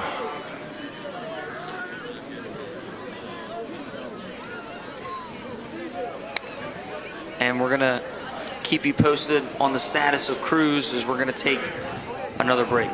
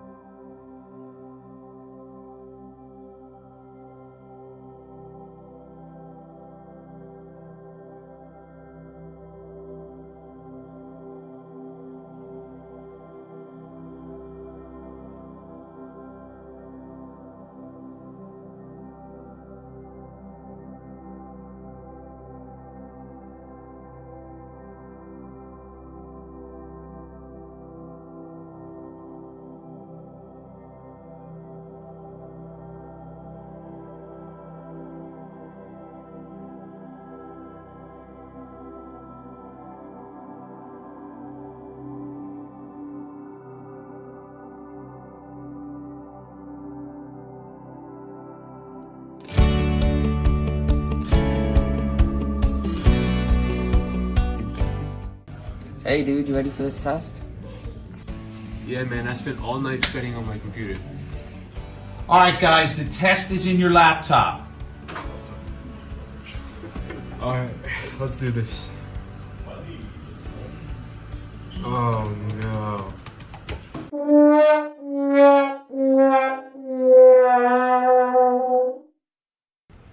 Oh no, I forgot to charge my computer.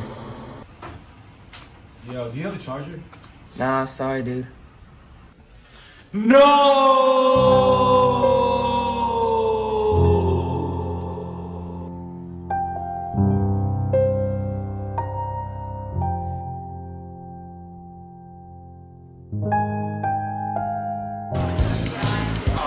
And welcome back to Sterling Channel 19. Getting attended to on the field is number 18, Isaiah Cruz, and not a good sign. The ambulance is back on the field. Yeah, this is really not what you want to see.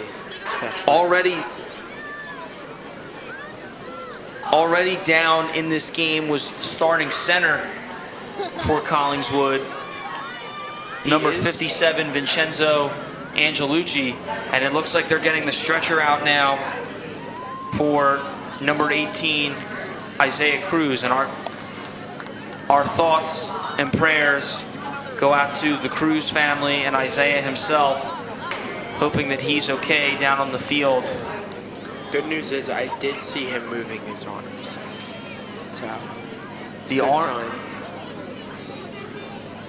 He is conscious, but obviously prayers are up for him and his family. This is really, you really don't want to see this. I mean, kind of at a loss for words. I mean, It's unfortunate, really. It's the last thing you want to see. Especially for something like this to happen twice. yeah, I mean, obviously it's horrible seeing it happen once, but seeing it happen twice is unlike anything you really ever see, especially in high school football. I mean, this is...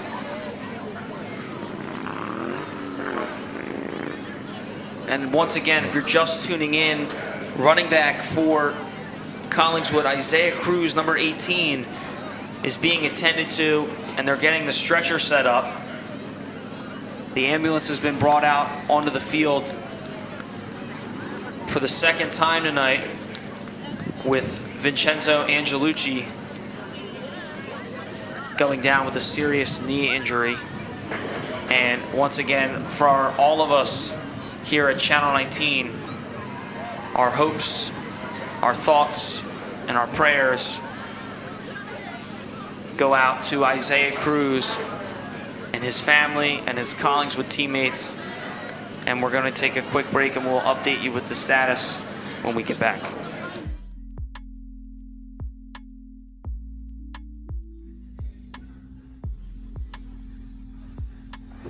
Watch where you're going, big dog.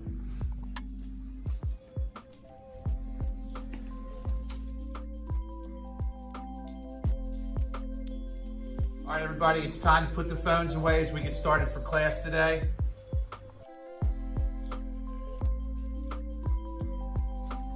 AJ, I told you to get off the phone. Okay, I'll put it away. Gosh.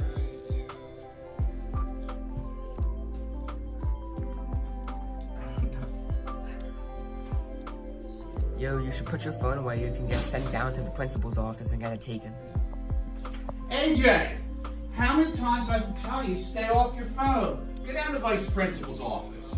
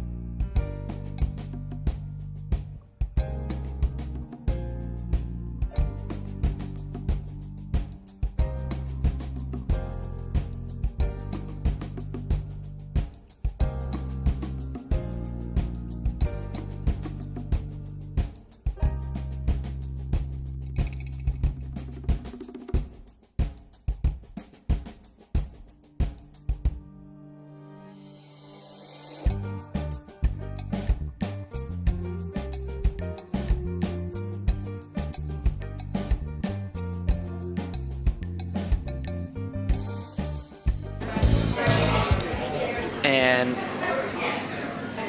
the worst thing that you could possibly see on a football field is something like this. Again, if you're just joining us, Isaiah Cruz, the running back for the Collingswood Panthers, is on the stretcher and waiting to be taken away. And the Panthers are back out again to show their love and support to their teammate. And from all of us here at Channel 19, we wish nothing but the best for Isaiah and his family.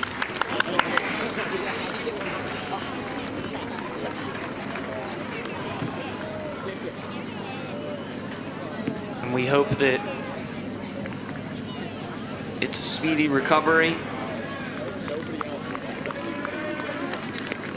And his teammates are clapping and showing him support as he's getting put into the ambulance. And unfortunately tonight, it's the second time we've had to see a Collingswood Panther go into the Magnolia ambulance. But I mean, obviously got to give a credit to the staff for handling this as well as they possibly could, to the medical professionals out there attending to not one but two Magnolia players. Just a lot of credit and a lot of love to them. Just with all the ultimate precautions being taken. And we're very lucky to have an ambulance on site for all of these football games in the event that this does have to happen. And again, the worst thing that you want to see, students coming out to play the game, to have fun. Some of us here to watch the game or call it. And this is the last thing that anyone could ever hope or wish to happen here at Sterling High School. As the ambulance is on the field for the second time today. Again, our thoughts and prayers and hope for a speedy recovery go to Isaiah Cruz, the running back for Collingswood.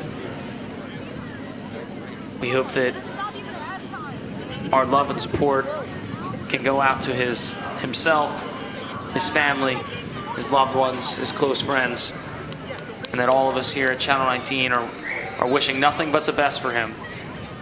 And the lights begin to flash, and the officials begin to clap, his teammates begin to clap, and everyone is clapping in support and hope for Isaiah Cruz as another scary injury takes place for Collingswood. And again,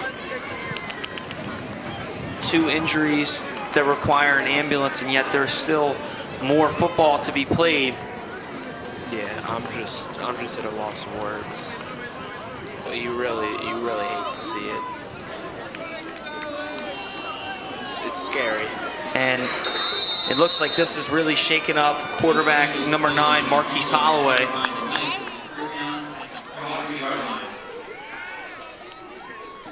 He was on the sideline, and a handoff now as we get back to action. Sterling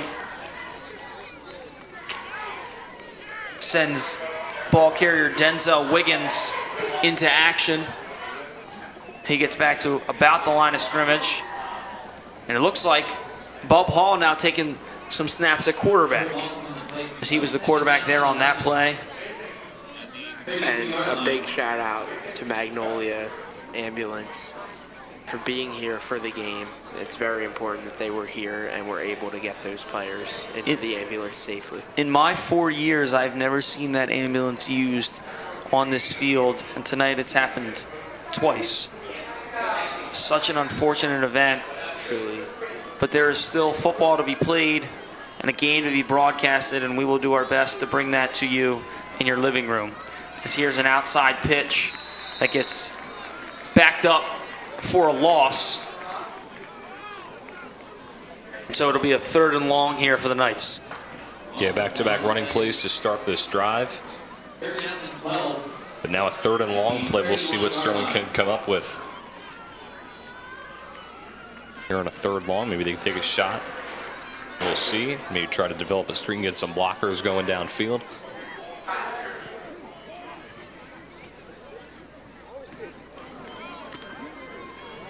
Sterling breaks the huddle on a 3rd and 12.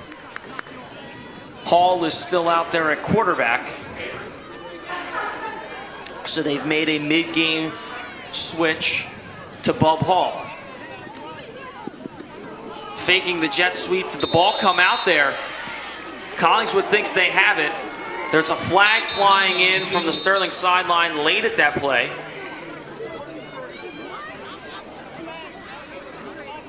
And I believe the Panthers got the football. Yeah, it was not a very well executed play by the Knights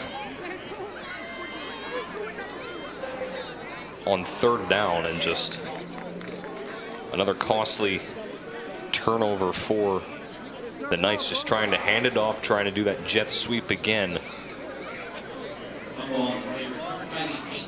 And it was Wiggins who could not corral the handoff.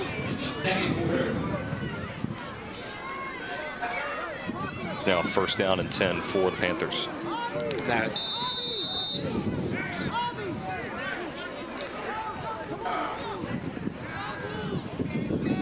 So now the Panthers again with great field position. Handoff here, and is brought down. And we saw earlier in the game, running back R.J. Blunt get a little shaken up. He walked off the sideline, and then Isaiah Cruz was just whisked away by the ambulance. So now they're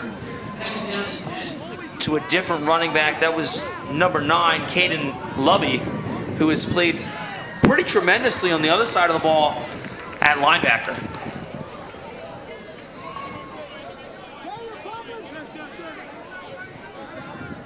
We'll call it about 2nd and 10 from the 25.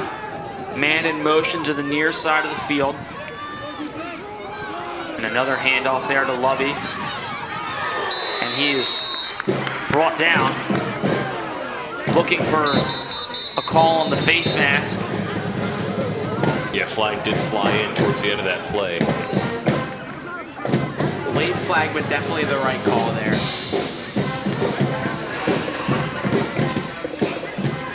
So it will be a face mask against the Knights, and that'll move Collingswood even closer to the goal line.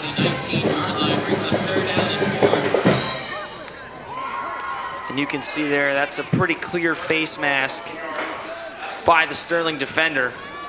So Collingswood tacks on a couple extra yards due to the penalty. First and goal for the Panthers.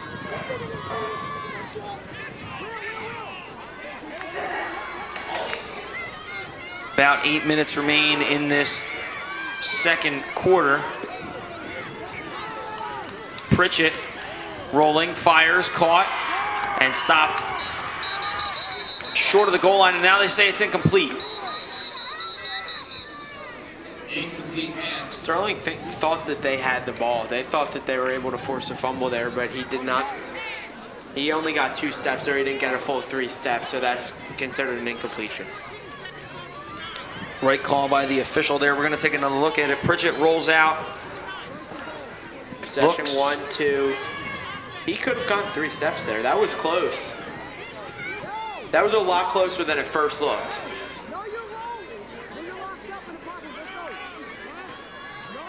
And that was tight end Jeremiah Van Zant. I think he had that. Looking at it on replay, looks like he could have established possession there. And it could have been a forced fumble there for Sterling. But nevertheless, it's 2nd down. Lubby with a big run. Still on his feet and finally brought down.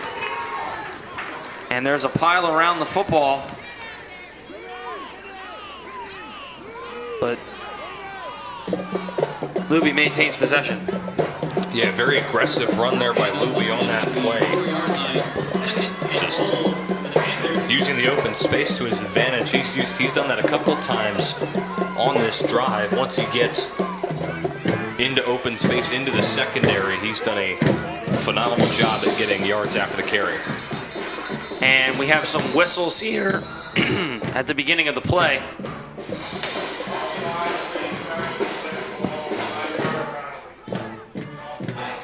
A couple penalties against Sterling. Looks like they were offsides.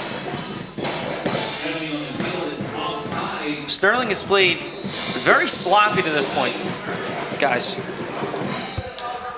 Yeah, just a lot of sloppy turnovers tonight. Couple fumbles that have given Collingswood some terrific field position. A nice job by Collingswood for their offense to capitalize. Their running game has looked very strong to this point. Sterling's defense not being able to stop it. And it's just been complete dominance here by the Panthers. The scoreboard definitely reflects that, Brian. As Sterling is being shut out. Now here's a handoff to Luby. He fights towards the goal line, but is stopped short. Sterling's defense has done what they could with. I mean, Collingswood has had great field position all game, but I think Sterling's defense has done a decent job for where Collingswood has started.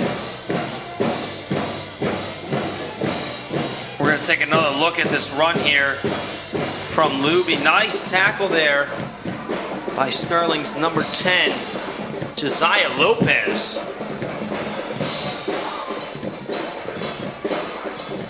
So it'll bring up a third down now and a handoff. And into the end zone for a touchdown. That was number 9, Caden Luby.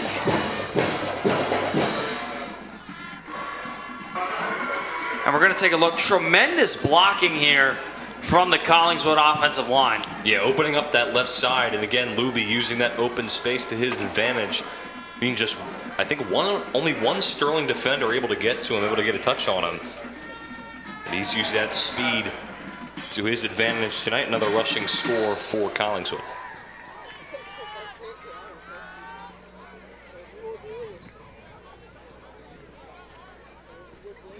Plots on to attempt the extra point. Kick is up, and the kick is good. So it is a 39-0 Panther lead with 5:27 remaining in this second quarter. Good crowd out here for Collingswood. Take another look at it. Again, Luby using the open space to his advantage. Great job blocking by the offensive line on that left side. Hey, take another look at that Collingswood crowd. It's a pretty far drive from here to Collingswood. Good crowd on hand. I'm not sure that the drive is that far. The drive is not very far. I don't think it's like that. a 20-25 minute drive. I don't think it's that far. We're going to take a look here at the handy dandy Maps app and see how long it is to get to Collingswood. Make sure you put in Collingswood High School. Would you look at that? It's about a 20-minute drive, but I will put in Collingswood High School. Yeah, what is your definition of far, Listen, Connor? I think like anything over 25 minutes, I would say, is pretty far. From the high school, it's a little closer. It's an 18-minute ride from the high school. Is that a far ride for you, Brian? I'm sorry, Not for me, sir. honestly. I mean, we drove 45 minutes to watch Sterling play Seneca. I mean, for me, my far distance is anything that goes past like 30. That's my definition. I said pretty far. That's kind of like. I'd say about 40, like 45 minutes is a far ride there. Yeah. I think 30 minutes is a normal car drive. It's still a longer one, but it's not like you're going right around the block. I think 30 is a good cap to see whether or not it's a far drive or not. And take a look at Bub Hall there. He manages to muscle his way to the 15-yard line. And a good job by Hall to break a couple tackles. I mean, couldn't get much farther after that, but still not too bad of a return from how it looked to start. 20 minutes is really a far ride for you, Connor? I thought it was like 25, 30 minutes away. I'm sorry.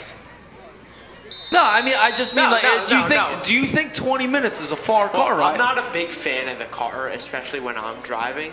So You're not a big driving guy. Not a big driving guy. So if somebody else is driving, does that change the 20 minutes? I think it does. It does? It does. So if you're not the passenger, what is a long car ride? I'd say like 40 minutes. Okay. I just don't like driving far. See, for me, if I'm not if I'm for not a the pizza delivery driver to Yeah, not but- enjoy No, driving. but the thing is, you're not driving far when you're delivering pizzas. You're delivering 5 minutes away. But you're driving a lot, so I mean, those minutes have to add up. I also don't like driving on like the main roads, like 42. Jersey Turnpike is not my thing. All right. But when I'm delivering pizzas, I'm on the same road the whole time. It's different. See, it does change for me too. If I have a parent or somebody else driving, I think that a far car ride is anything that exceeds an hour. And I'm crazy. Mr. K talking in our ear says anything over an hour is a far car ride. Anything within that, I'm not a fan of the car. not considered far in the eyes of Mr. K. I guess describe a medium car ride. Is that a thing? Half Mr. hour. K says half an I hour. like that. I agree with that. Half an hour is about a medium car ride. And I'd say anything between 20 minutes or less is mildly short. And the ball comes out as we get back to football and stop talking about driving. Now there's a dog pile around the football. Looks like, almost looked like a helmet came off. And Collingswood is celebrating like they've got the ball. And Bub Hall's a little slow to get up. Just a lot looks of frustration here for the Knights tonight. I mean, not much going their way. A lot of turnovers allowed by this offense. Just a lot of miscommunication. Very unfortunate to see for the Knights tonight, especially on senior night. Yeah, definitely a rough night for senior night. Now, Connor, we do have a question for you. Is this a long way to the end zone here? Is that far for you? If you had to maybe I'm not let's in say a car, Collingswood no, but listen, no. Collingswood is starting a drive here.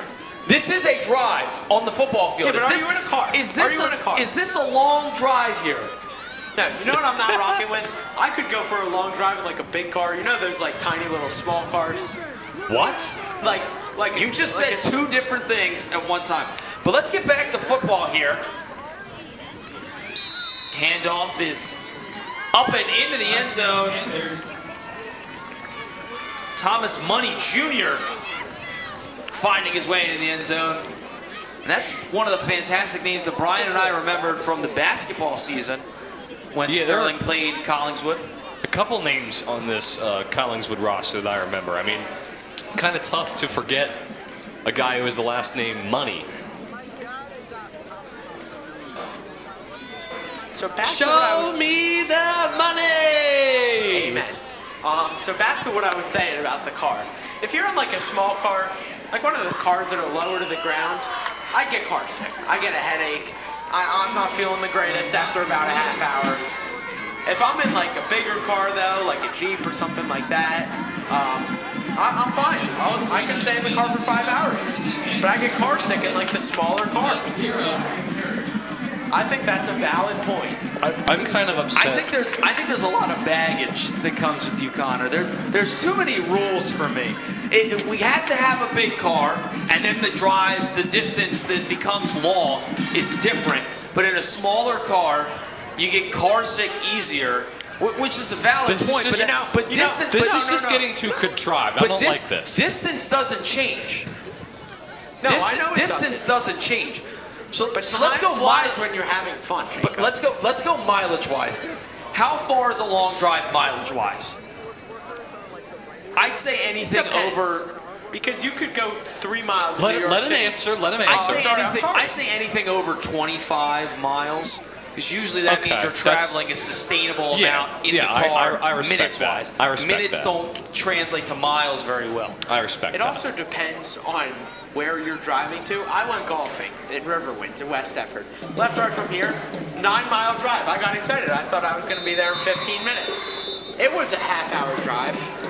I'm not rocking with that. See, I happen to make the same mistake. I always think West Deptford is a lot closer than it actually is. West Deptford is kind of a farther drive than you would expect, especially because they're in the Colonial Conference. Most of the schools that are in the Colonial Conference, they're like around here. Like even Collingswood isn't that far. We figured it out, it's about 18 minutes. Some of the schools like West Deptford, Paulsboro, you think, oh, they're like right there, maybe a 20-minute drive. And then you're on the bus sometimes for baseball when you're going out to the away game, and it's like, are we there yet? You're kind of getting that, are we there yet feeling. Strauss is the type of guy in the car who is like, are we there yet? I would never do that. You have done that. You absolutely would. You did that on the way to Seneca. I might have. You did On the that way on the way to Seneca and on the way back from Seneca. We all carpooled to go do that game. Excuse me. Okay, you're excused. Thank you. Another thing.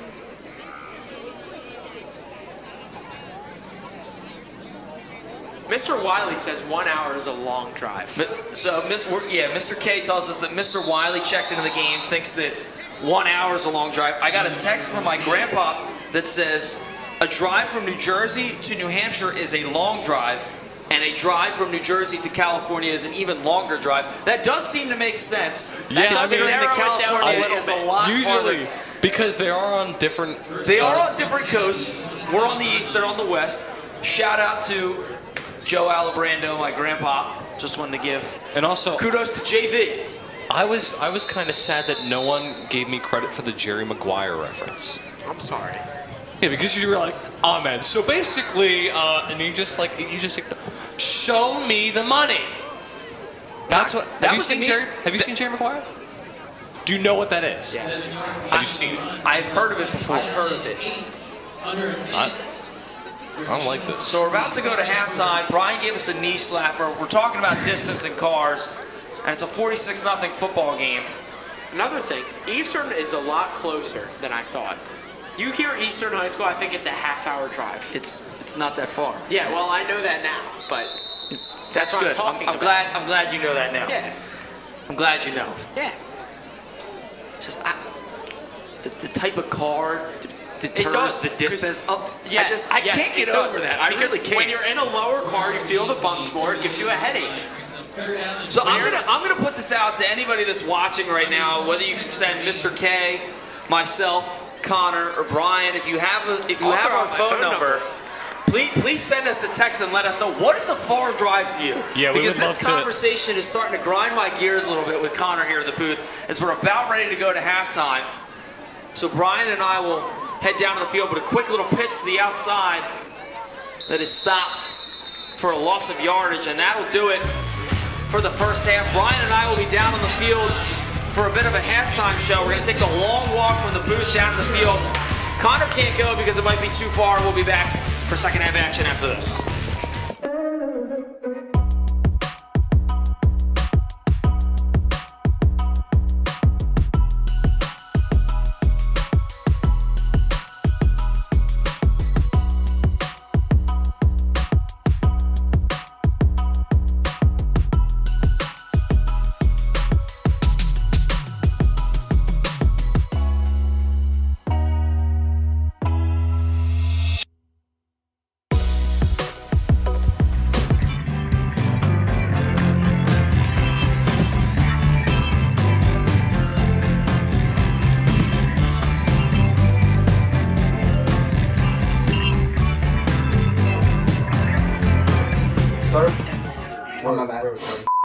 My name is Jared, and ever since I came to the school with this shirt on, people have been staring at me, giving me looks. I'm like, dang, do you not like me? Like, what's up? Can I see this shirt? Yeah. And you don't see a problem with this at all? No. White. Has text. Hang on. Wait, try this on? Not gonna lie, this shirt kind of tough. Wait, what are you doing with the other shirt? Throwing it out. Why? Can I at least keep it? No. Oh.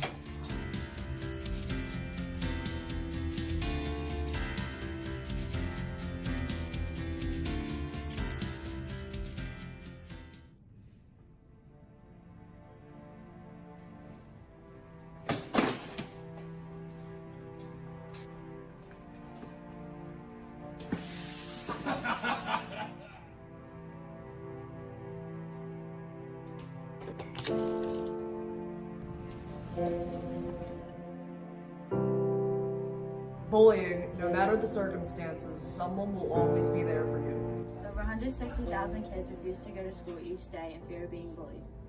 Stop bullying and be united.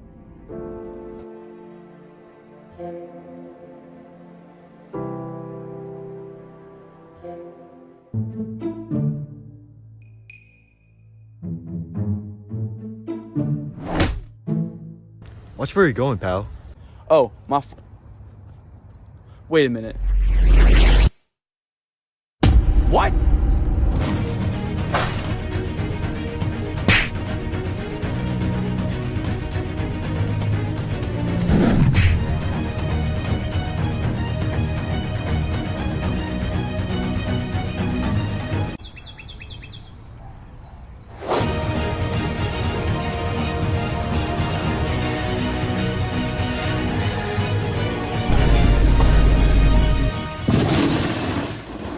Guys, this has to stop. 8% of high schoolers have bought on school property. It isn't cool. This ain't no fight club. We have to change.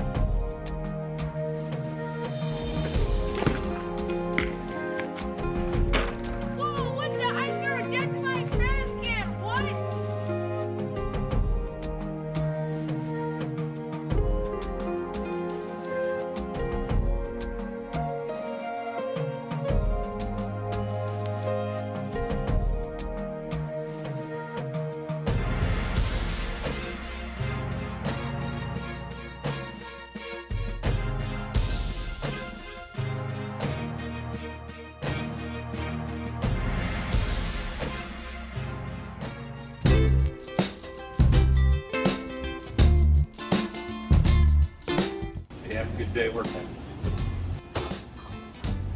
So here, I noticed there's a lot of seniors with you. Oh, he's in my senior experience class.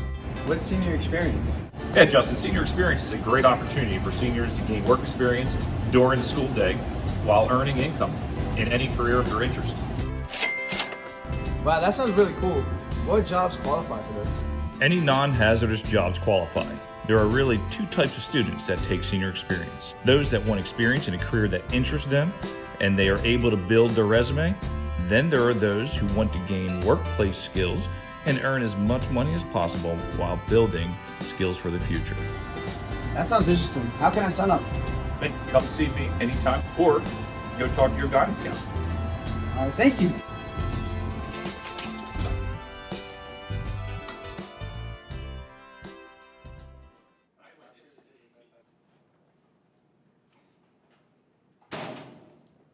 Where were you? You were supposed to meet me at my locker.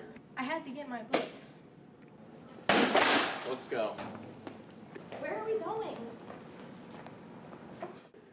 Don't worry about it.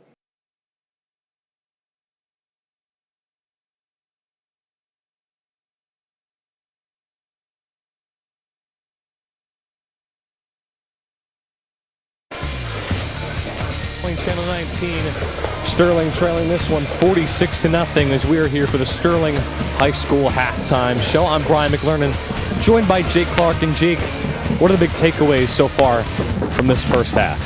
Well, obviously early in the game, there were 2 turnovers that led to 2 easy touchdowns, and 3 of Collingswood's first 4 drives started with inside Sterling's 10-yard line. That just can't happen if you're looking to compete in the game, and right now, Sterling is down 46-0. They just haven't really showed a lot here tonight offensively. Yeah, and it started with the miscommunications on the offensive line. I mean, they're obviously working with a new offense, a couple players, a couple normal starters that we're used to seeing out for tonight. And it's just unfortunate that we haven't really seen what this offense has been trying to show us, and that's just trying to get something going, and they just haven't been able to do that. I mean, run plays for the most part haven't worked out. They're having some sloppy turnovers that have led to points for Collingswood, giving them great field position inside the 10, inside the 5, and they're making it work with one run play. Like, it's just it looks way too easy for Collingswood here tonight. Well, they're not making Collingswood work real hard offensively, and that's why the score is as inflated as it is. Sterling's had a lot of turnovers, and one thing that I really want to point out is Sterling's done a nice job of mixing up the play calling. We were talking about how they really kind of just run the ball. When you get in a situation like this, you got to try and find something that works, something consistent, something easy. Early in the game, they were mixing up their play calling, but to no avail. The execution just wasn't happening out on the field, except for the one play down the field to Justice Gamble for about a 25-yard reception. That's been the biggest play of the night for Sterling and about the only real key play on offense that they've had. Yeah, but also Collingswood stepping up defensively, taking advantage of Sterling's mistakes. A couple of nice sacks. I mean, we also saw a nice sack by Kenny McCardle to end that first quarter. So they've had some big plays, as you said. The big play out to Justice Gamble for about 25 yards. The sack by Kenny McCardle. So there's something there, but we're just not getting enough of it, and it's just led to such a huge deficit here in this first half. Well, and the issue is you're getting big plays. The sack from McCarter you mentioned, the catch from Gamble, even some of the kick returns. You're getting big plays in this game, and each team is going to have a lot of big plays. I would argue that Collingswood hasn't had a ton of big plays in this game. They've just gotten turnovers, and Sterling's played sloppy. And I think that if Sterling is able to piece together a couple big plays at a time, we could see them start putting points up on the board, but they got to piece those big plays together in one drive. Yeah, I mean, still a whole other half left of football here to go, so maybe we can see a new look from this Sterling offense as they come back out on the field in just a few moments. But again, a whole new half left of football. Hopefully they can get something going, build off some of those big plays that they had. Again, the long throw, the sack, the punt, the kick returns. I mean, we also pointed out their special teams has been very strong, but when you don't have the offense picking up that other end, you're not really going to lead to many successful drives. Well, and the special teams is in the return unit. The return unit all season has been tremendous. They've been getting short kicks that bounce around the 5 and turning them into field position, and they're starting around the 40. Now, the offense hasn't really done much with that field position, and we talk about piecing together big plays. Take a big play like the one to Gamble, and then there was nothing going for the rest of that drive. And I also want to point out that Sterling has been 0 for 2 tonight on punts. They've tried to punt the ball. The one, Adam Harbert, the punter, ends up getting tackled inside the 10-yard line, and the other, his knee is down on the ground, and that ends up leading to a turnover on downs, and the Panthers get the ball on around the 30-yard line. So the return unit has been the main thing that Sterling has been able to keep as kind of reliable, but right now the Knights obviously have a lot to work on. Yeah, a lot of frustration building up as the first half concludes, but again, another half left to be played. Hopefully some of that frustration can be built into something big when it comes to the Sterling offense and defense. Maybe they can make some of the big plays that Collingswood has been able to make, and maybe take advantage of some Collingswood mistakes, because they haven't been perfect tonight. As you said, not many big plays on the offensive side of the ball, but they've just been all coming from the defense, and the field position obviously being in their favor as well. But yeah, just not a great night for Sterling, but again, another half left to be played. Well, and when you start with the ball inside the red zone, especially inside the 10, it's got to be hard to not punch it in and get points on that drive. When you have Collingswood inside their own 10, they've come away with 3 touchdowns on the 3 drives that started within that 10-yard line. So obviously the score is what it is because Sterling's turned the ball over and gave the Panthers great field position. The Panthers haven't played extremely well. They've just gotten the ball in really good spots and put the ball in the end zone for 6 points. But I mean, sometimes that's kind of what it comes down to. I mean, you don't always have to have those giant plays, but the stuff that Collingswood has done, it's worked for them. So they're out to a 46-0 lead. We're going to head back up to the booth as the second half is about ready to get things underway. That'll conclude this halftime show. We'll be back after just a few messages.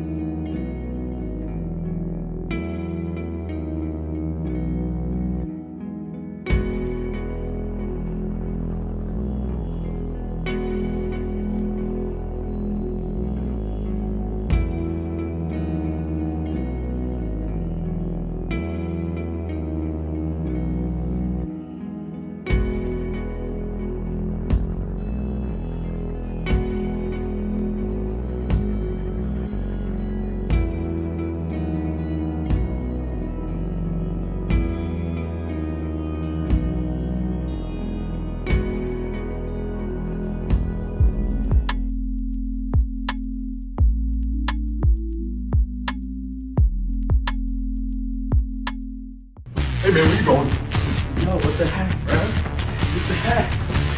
Yo, man, chill. Chill. Yo, bro, chill.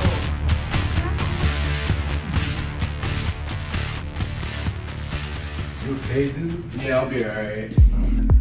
I don't know why I did that.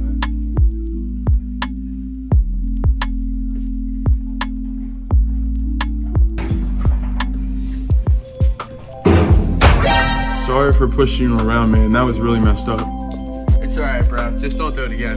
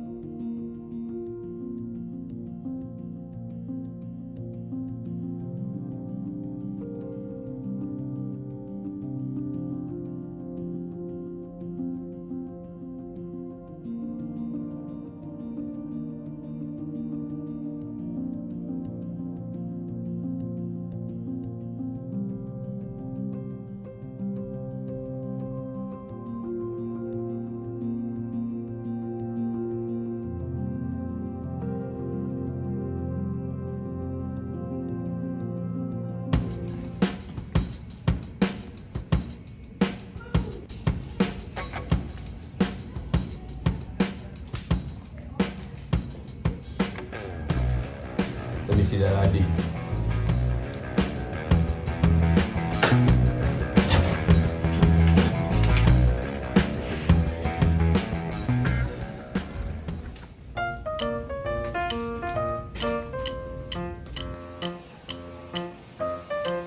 Let me see that ID. I guess I forgot it. No entry. Wait, no, come on!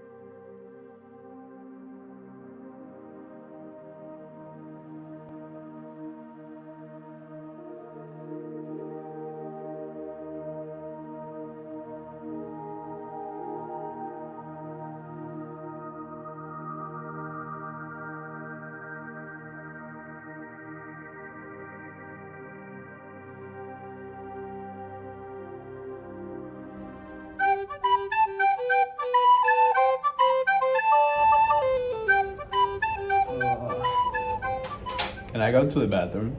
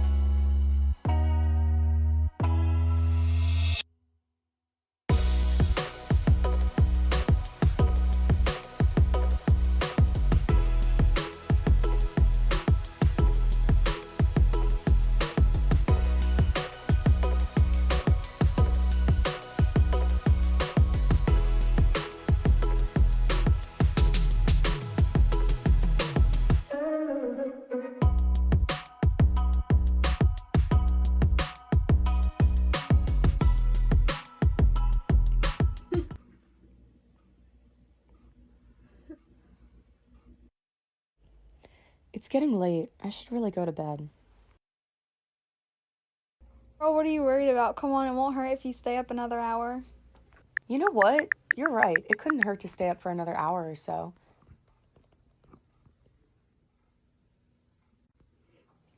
What? It's already 1 a.m.? I didn't even realize it was so late. I'm telling her I'm going to bed.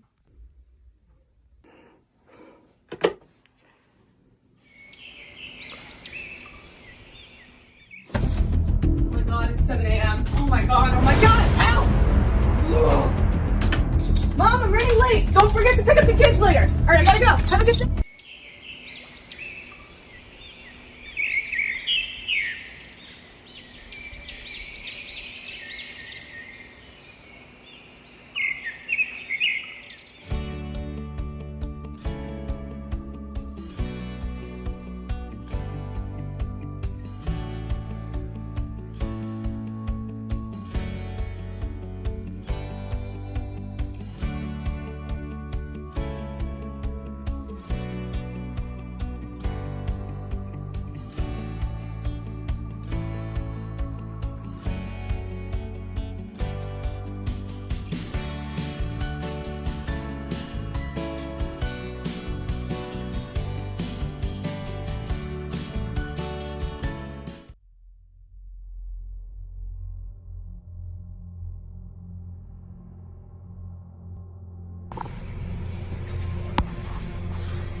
Dude, you should really take your hood down. I heard there's sending people to internal for an entire semester.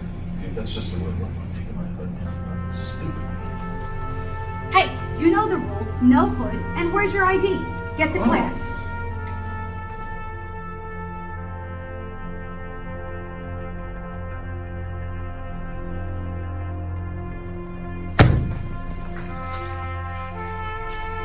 How many times I have to tell you? Get the hoodie off.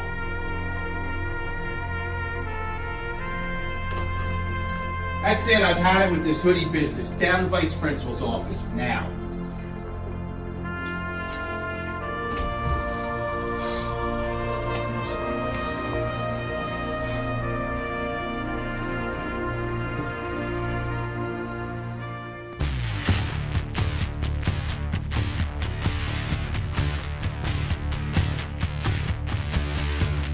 Welcome back to Sterling Channel 19. Sterling trails this one 46-0. And guys, this has been one wild game. We've seen two of the Collingswood Panthers go down and unfortunately have to be taken away in the ambulance. A lot of scoring for the Panthers. Obviously nothing for the Knights. But we're going to look at the first touchdown. We're going to look at the last play of that first half. But I mean, yeah, not very often you see a first half go for 2 hours in length. And we take a look at the first touchdown there for RJ Blunt, who got a little bit banged up. Thankfully, he didn't need the ambulance. And another great throw and catch here between Joseph Pritchett and Shaq Carter. That was a phenomenal adjustment on the ball there. Hauled it in, got the 1 foot down. Crazy catch. We see the rollout here. And there's that man again, Shaq Carter. Except this time, steals it from his teammate, Jan Anderson. Doesn't matter, they're on the same team, they're scoring the same. It's 6 points no matter who catches it. Yeah, and Collingswood has had a lot of great drives on offense. And speaking of drives, we got some texts at halftime. We did, but first let's take a look at this run into the end zone by number 9, Caden Lubby. Yeah, he's done a very good job at using the open space to his advantage. I mean, that Collingswood running game has looked very good so far. And there was the first touchdown of the game for the big man. Big man finding the back of the end zone. Bumbling and tumbling into the end zone. I love big man touchdowns. If you didn't know, I myself am a big man, which makes me love big man touchdowns. Big guy in the booth here, Connor Strauss. He's really loud and proud about it there. Amen. We're about ready to start the second half of action. Now I did, when I opened it up to anybody that said that they could text me, I got a couple texts. I talked to a couple people after the halftime show. I got a couple funny texts from my grandparents. I asked, my pop said it depended on who was driving, but he said if my mama was driving, the long drive would be 15 feet. To which my mama responded, don't listen to Pop, it's more like 20 feet. That is an insane bid coming from Mom and Pop right there. And we also got word from Visions by Jules herself, Jules Maesta. Jake slaps his knee. That a long drive for her is about, what, 5-6 hours? And Sterling almost had the ball. It bounced off the hands of Collingswood, bounced off the hands of Sterling. We take a look at the short kick there. Sterling had a chance for it, but it will be Collingswood football. Now would have been a great way to start this second half. I mean, Sterling does have some things to build on. I mean, they had a couple nice plays offensively, the shot downfield, and of course on the defense with the sack from Kenny McCardle. So there are a couple plays to build on, and a turnover right there would have been a great start. I also am totally getting beat up after this game for mentioning Visions by Jules. She's not a fan of getting mentioned on the broadcast, but she said that the minimum for a far drive is 5 to 6 hours for her, which I think is insane. That is insane. I think it's crazy. I think anything hour 30 over is a long drive. I talked to a couple people in the student section. Now, you know what I define as a long drive? I will say, I love road trips. Big road trip guy, Connor Strauss. You didn't answer your own question. Still on his feet and dancing was number 3, Thomas Money Jr. with a big run there. You said a question, and then you just called yourself a big road trip guy. Was there an answer to that long drive? Because you already told us 30 minutes. I said 30 minutes if I'm driving. If I'm not driving, I'd say 45 minutes. And rules now, Sterling is down by a sizable amount, and the clock will continue to run. And after a 2-hour-long first half, the clock running might be a blessing in disguise here, guys. Yeah, another thing I wanted to point out tonight, Sterling debuting their new uniforms. Snap was fallen on by different quarterback. It's Roman Florio taking reps at quarterback, so I believe that Joseph Pritchett's night is done. So I'm going back to those new uniforms, guys. How do you like them? I like the gray. I do. I don't mind it. The only problem that I have is that with every set of uniforms, different players have different numbers. Which makes it hard on which makes it hard on us. So the casual fan, and Brian pulls up a picture now of the Detroit Lions gray uniforms. I was just thinking that. And they do look almost similar. And in a good way, though. I really like these uniforms. Good play by Sterling here, as that's a loss for a lot. I have to say, Money Jr. goes down. I like Collingswood's uniforms, too. I like the American flag on the back. I think that looks really clean. 6-yard loss. Take a look there, a 6-yard loss. Nice job by the Knights defense coming in on the tackle. Number 33, Jermaine Stewart, the freshman. We had a lot of these football guys in our TV studio earlier today for what I would consider a very successful sports media day. Yeah, Fall sports media day for sports broadcasting and intro to digital photography. And I believe that there's another class that was a part of that. But all 3 classes had the opportunity as penalty flags fly now. And it looks like the Panthers are backing up. I believe it was a false start, so the play was blown dead. But a very, very successful sports media day. Brian, and shout out to Ben Nicholas for manning the camera the entire time. Yeah, I think it went as well as it really could have. I mean, trying to get it done within the span of maybe 2 blocks or so is definitely a tough task, but saying that we pretty much finished about halfway through 4th block, so I think not too shabby, and then obviously getting all the varsity athletes out here on the field around 2 o'clock or so, and getting some very cool pictures with the drone as well as... With all of us around the turf, and I really think that those pictures are going to turn out nice. As there's a pitch to the far side of the field, Money running up the field. Flag comes in at the end of the play. Penalty marker on the field.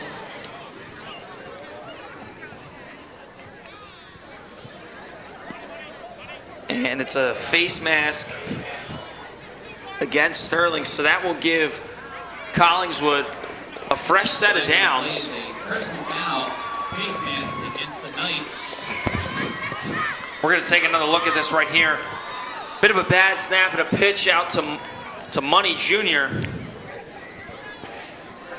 And I just got a text from an old friend and Channel 19 favorite, Johnny Wiggles. Johnny Wiggles. Johnny Wiggles. That said to ask Connor if going to Union games is a long drive. Going to Union games is not a long drive. Time flies when you're having fun. I have fun at Union games, so that is not a long drive. But that's longer than how far minutes. Collingswood is. It's 30 minutes. But you think Collingswood is far. I said it's a pretty far drive to go to a high school football game. Is pretty far and far that big of a difference for you? Yes, it is, actually. Flags come in, and now some extracurricular running from Money Jr., but to no avail. Flags flew, a good run from Thomas Money Jr. We're waiting on the call from the official here, looking to spot it. Looks like it'll be against Sterling. Speaking of the Union, I'm going to the game tomorrow night. I'm going to get rained on. Wow, thank you. Thanks for the input, Strauss. And the penalty will actually be against Collingswood, so this one's going to be coming back. Again, a great pitch out to the and left. You see the block there, the illegal block from Collingswood's number 11. Josh Pritchett, brother of Joseph Pritchett, the quarterback. We're going to take another look at this as he spins down number 23 from Sterling, Will Nicholas. Little bro of cameraman Ben Nicholas. Thanks for finishing my sentence. We finish each other's sentences. What? That's from the. It's from the Frozen song, right? Or do they say sandwiches in that song? Finish each other's sandwiches. That's what I was gonna say. That's right. That is right. We've covered a lot here tonight. We've talked about We've talked about driving. We've talked about Jerry Maguire. We've talked about Frozen. And the Union. We've talked about the Union. You've talked about the Union. I don't know that anybody else in the booth here and cared I would like talk. to announce I am quitting Tech Crew. Oh. I decided that the walk from the truck to the press box is a far walk for me. Oh, that's a far walk. I mean, there were a couple times. I remember a couple days ago when we were setting up for Tech Crew, Jake made you run from Sterling sideline all the way up to the pillars up near the gym. And I'm still waiting for my $5. It won't be coming. Because Mr. K said that you don't deserve it. There's a tradition in Tech Crew where if we don't get where we want, we put peaches on the other person's car. Oh. There's a flag on the play. Penalty marker. So flags fly, along with hurtful words from Connor Strauss. Face mask against Sterling. I had to. Wow, look at this. Number 15 is in the game. Is that number 15? The kicker for Collingswood looked like he was in blocking on that play. That's something I love seeing. I'm not sure. It might have been 16. Penalty is against the Knights. It might have been 16. It is 16. Darn it. Oh, we were excited that was going to be kicker. Nate Plotz getting a little action on something other than kicking. But that was number 16 for Collingswood, Lino Batoli. Oh, that kind of disappointed me. That was a mood killer. But there he is, Nate Plotz on the field. Wow, number 15, Nate Plotz. He's the kicker. He's the kicker. He's the kicker. There's a kicker right there. He lines up a wide receiver for this play. We want a kicker touchdown. So it is a handoff there and a nice stop by the Sterling defense. That there was number 2, Jaden Davis. We've called his name a couple times tonight. Yeah, so far Sterling with a couple impressive defensive plays here in this third quarter. A couple tackles for loss.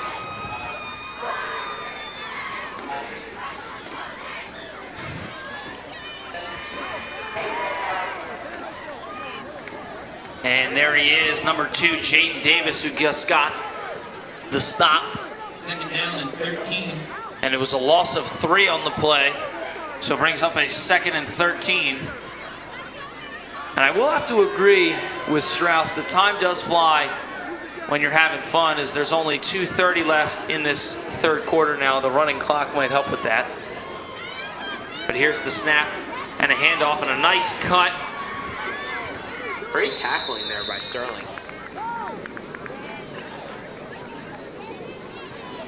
Bottoloni on the carry, and it'll bring up a 3rd down. 2-yard gain on the play. It's a 3rd down and 11. Ball's at the 15-yard line.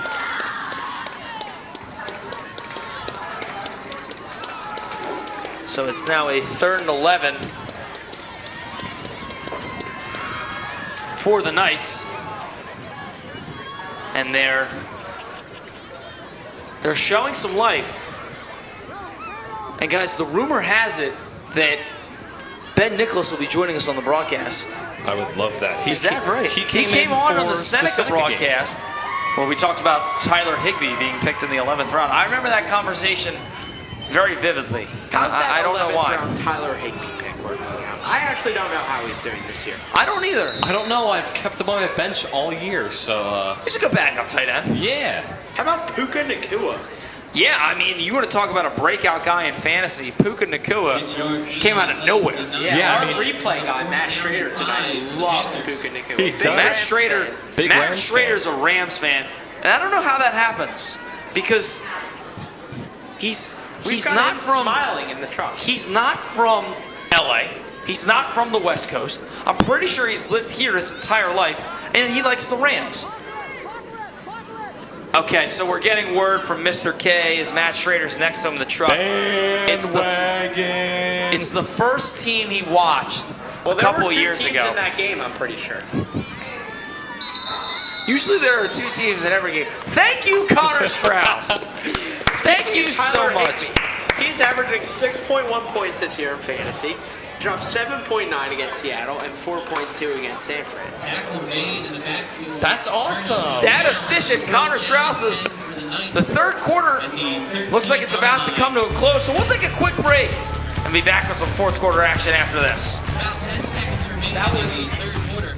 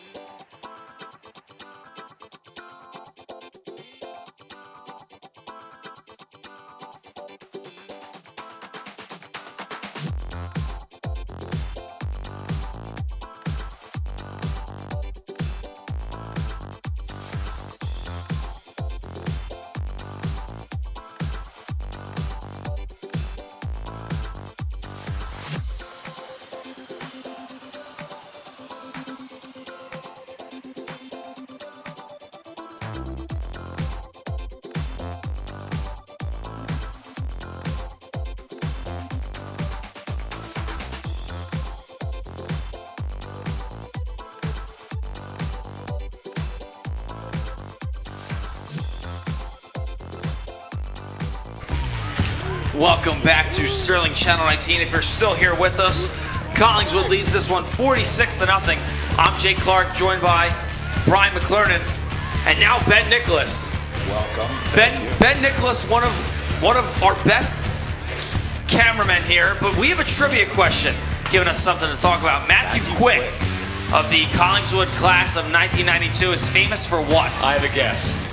He's the brother of Mike Quick. Damn it! So that guess was wrong, as you can tell by Brian's dang it. That was Brian. You can't swear on I television. apologize. I apologize. Yeah. I feel like I'm Sterling's like official closing announcer. Like when we're ever in the. Yeah, you came in for the Seneca game. And Yeah, you we did a had to great call job. you out of the bullpen for the Seneca game. Oh. But I don't know what he's famous for. Well, if it's not being brothers with Mike Quick, was he an actor? Maybe an actor in a film? Okay, we're getting word that it's related to acting for Mr. K. That might mean production, direction. I'm not sure. We take a look at the question again. Matthew Quick of Collingswood, class of 1992, is famous for what? I feel like I know the name. I'm going to go filmmaker. He's a filmmaker. He's a producer. He has something to do with behind the scenes. I'm gonna go like Broadway actor, like on Broadway somehow. Okay. There it is. I got it. I got it. He movie wrote Silver it Linings behind the Playbook. scenes. Aw. Got it. I got it. I did it. Good job. The best picture I'm of the hyped year. up about that. Some people might get mad at me for not knowing that. Brian, Don't you know every movie ever? Yeah. No, I don't. I haven't even seen Silver Linings Playbook. That's who you are, dude. You're the movie man. You know every single For movie those that ever don't been know made. Brian very well, Brian enjoys watching movies a ton, writes reviews on them, wants to be in that industry someday. So Yeah, he's the, also a the very running avid joke filmmaker around on us at YouTube. Tech Crew is, don't you know every movie ever? Because some people will legitimately ask him, don't you know every movie ever, when he says he doesn't know a movie. If you guys are wondering what my lifetime stats for my movie watching eyes have seen, I'm pulling up Letterboxd right now, which is a fun app that I use to track my movies. I've seen 1,308 films in my lifetime. Yeah, that's all the movies in the world. Yep, pretty much, and it's out to, and I've seen 149 this year. Yeah, there's about like 1,000 movies ever made. 149 this year that's pretty impressive. That's dedication. That's dedication to the grind. That's nearly a movie every 2 down days. I'm having down numbers right now, which is very unfortunate, though. Connor Strauss is trying to rizz me up on the broadcast Oh my right now, goodness. putting his hand around my shoulder. He needs to sit down. Yeah. You need to Actually, settle you know on it. what? I'm going to take this only chair. Actually, no, he does have a chair over there. Never mind. But I'm still taking this chair because my legs are killing me. My legs are killing me. We had a Brian. long day, us three, with the media day. Oh, it's As been here's a run long to the day. near side of the field and brought down at about the 5-yard line. Gonna take another look at this right here. They try and reverse fields. Oh, who took over for me? Is that Danny still? I believe that is Mason up there in the Mason bird take him cage. up in the bird cage. Shout out Tank. stud. Young cameraman for Sterling Channel 19. Great kid. Young and up and coming. God love him. Look at him. Look at him there. There he is. Hi, Mason. Oh, there he is. gives the wave. A nice wave, a 10 nice out of 10. smile. Super fans. Looks like fun up there, even though it really isn't. Best cheerleader from all of South It's a Jersey. brutally cold night. Ben would know. Lady Out of Knights. anybody here, Ben would know if the cage is fun. Ben does. I'll give you some insight on what it's like to be a cameraman in games like this. We had, like 2 20-minute stops? Because of with the injuries. Injuries and the ambulances on the field. I was up there. My phone was dying. I didn't have music to listen to. That was almost a big catch there. And it looks like Sterling has made a change at quarterback because that was a lefty that threw that. I think that was an intended pass for William Nicholas, my younger brother. Take a look at it, and whoever the quarterback was took a shot. Yep. And that was big freshman year, not able to come up with that one. William Owen Nicholas. Good for him. Wow, bringing out the full name. You might have to have a long talk with him after the broadcast. Look at him go. You'll get it, champ. We're getting word again from Channel 19 fan favorite, Johnny Wiggles. He says that Zach Swoop broke the Guinness World Record by watching 777 movies in theaters in 1 year. And he says that's for Brian to beat next year. We're going to take a look at the next trivia question. What 1963 Collingswood graduate is famous for being the head basketball coach for Ohio State and Maryland? LeBron James. I don't think that that's right. That is on the right track. He does play basketball. I'm a very avid basketball fan. My king LeBron must have done that. We got any guesses? I have no idea. Neither do I. Mr. K stumps us every single time and then yells at us to try and guess. I mean, I already said LeBron So I'm going to James. try and guess. I'm going to throw out a Joel name Embiid. and just say, like, Anthony Smith. And just, that tells me it's incorrect. It's generic enough. That's a guess for you. I'm going to go with Jim Thomas.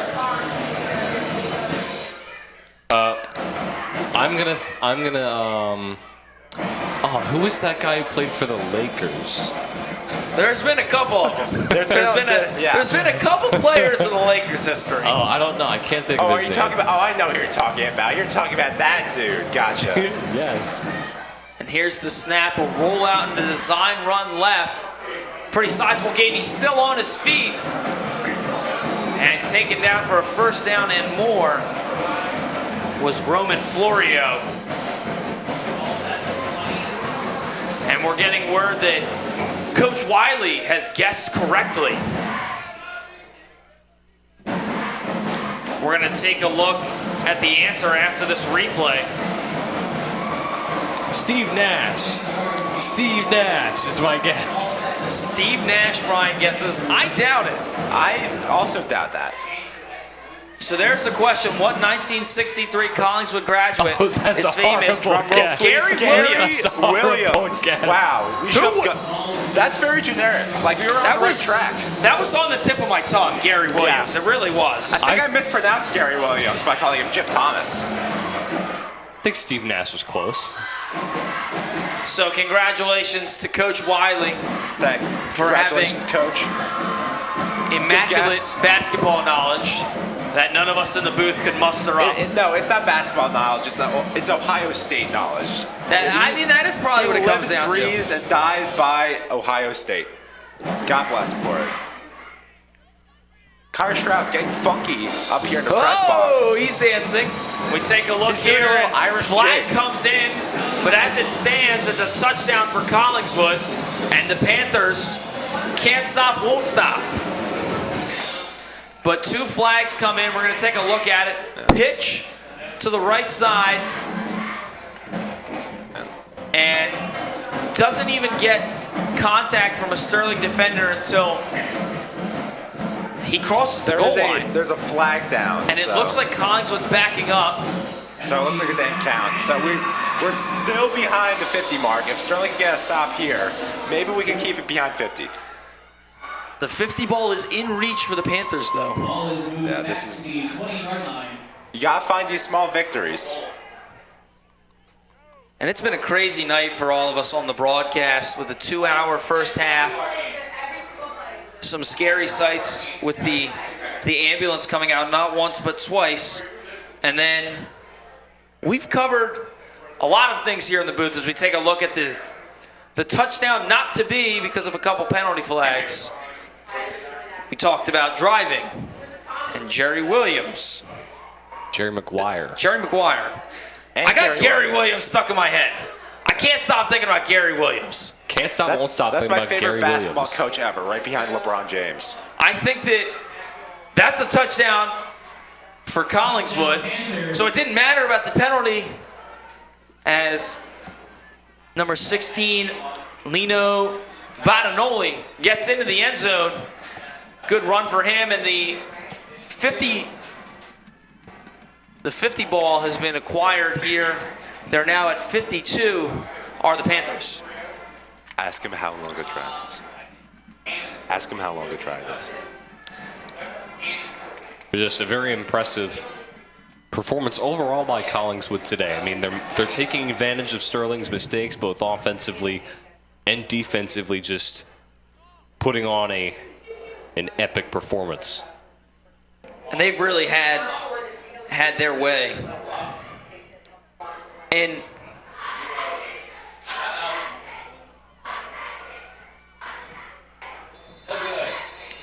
they run into the end zone for a 2-point conversion, racking up the score to 54 against 0. We're going to take another look at this right here. Snap, low snap, and a read option there.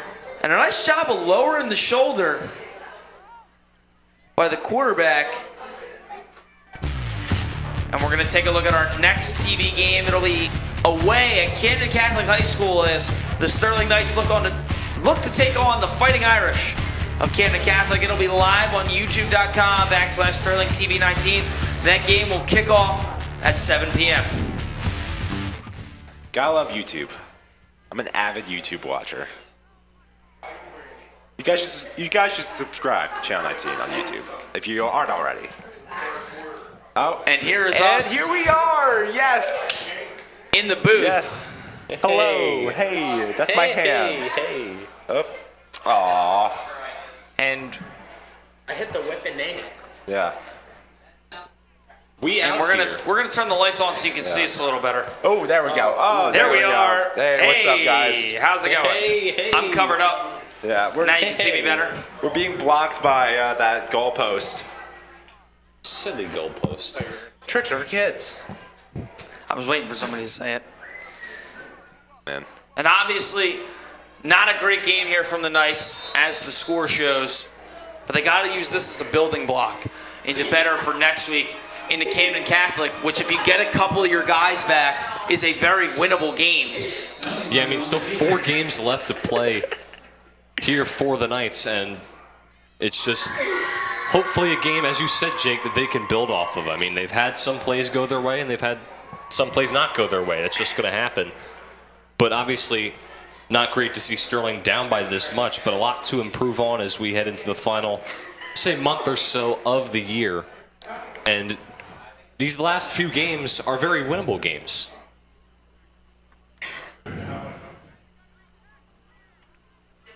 And thinking about it, our next TV game will be Tuesday. We'll cover girls volleyball, who picked up a win this past week against Florence, and other fall sports. I mean, right now, the team coming off of a tough loss against Cinnamon here at the Castle that we did cover here on Channel 19. Hopefully they can look for a bounce-back win. That was a close game. Yeah, that was very close. They did fight hard. And then talking about some other sports, obviously we're covering football now, but the soccer teams have, as per usual, been tremendous so far, with Sterling picking up great wins against Haddonfield and West Deptford, two very rival opponents. I think the girls' soccer team actually just tied PVI today, 2-2. Oh, So. it ended in a tie. So they're technically still undefeated, I guess. Technically still undefeated. You can't really call a tie either way. So what, that makes them 5-0-1? Yeah, I guess so. Yeah. And we're getting word from Mr. K that Paul VI is a top 10 team, I'm assuming in South Jersey. So a good tie there for the Lady Knights. It's amazing to me how much talent is on that girls' soccer team, because they lose I believe Bridget Dixon was the leading goal scorer last year. Yes. So you lose your leading goal scorer and still start the season off on a 5-0-1 note. That's really impressive. And then from the boys' standpoint, they lost so many seniors last year. Because that was a wobbly pass, and that was dropped at the end of it. Pass was thrown by number 11, Denzel Wiggins. Intended for Will Nicholas, little brother. So now it'll bring up a third down. Take a look at this right here. Pass fired down the field. And it looked like he had it for a second. And that would have been a big play. Yeah, Jake, as you were saying, for the soccer teams, I mean, for the girls' soccer team, again, losing Bridget Dixon, but having that talent like Montgomery Dram and Maddie Sims, among others, just building that talent up, especially, like, a lot of the talent is still very young. So within the next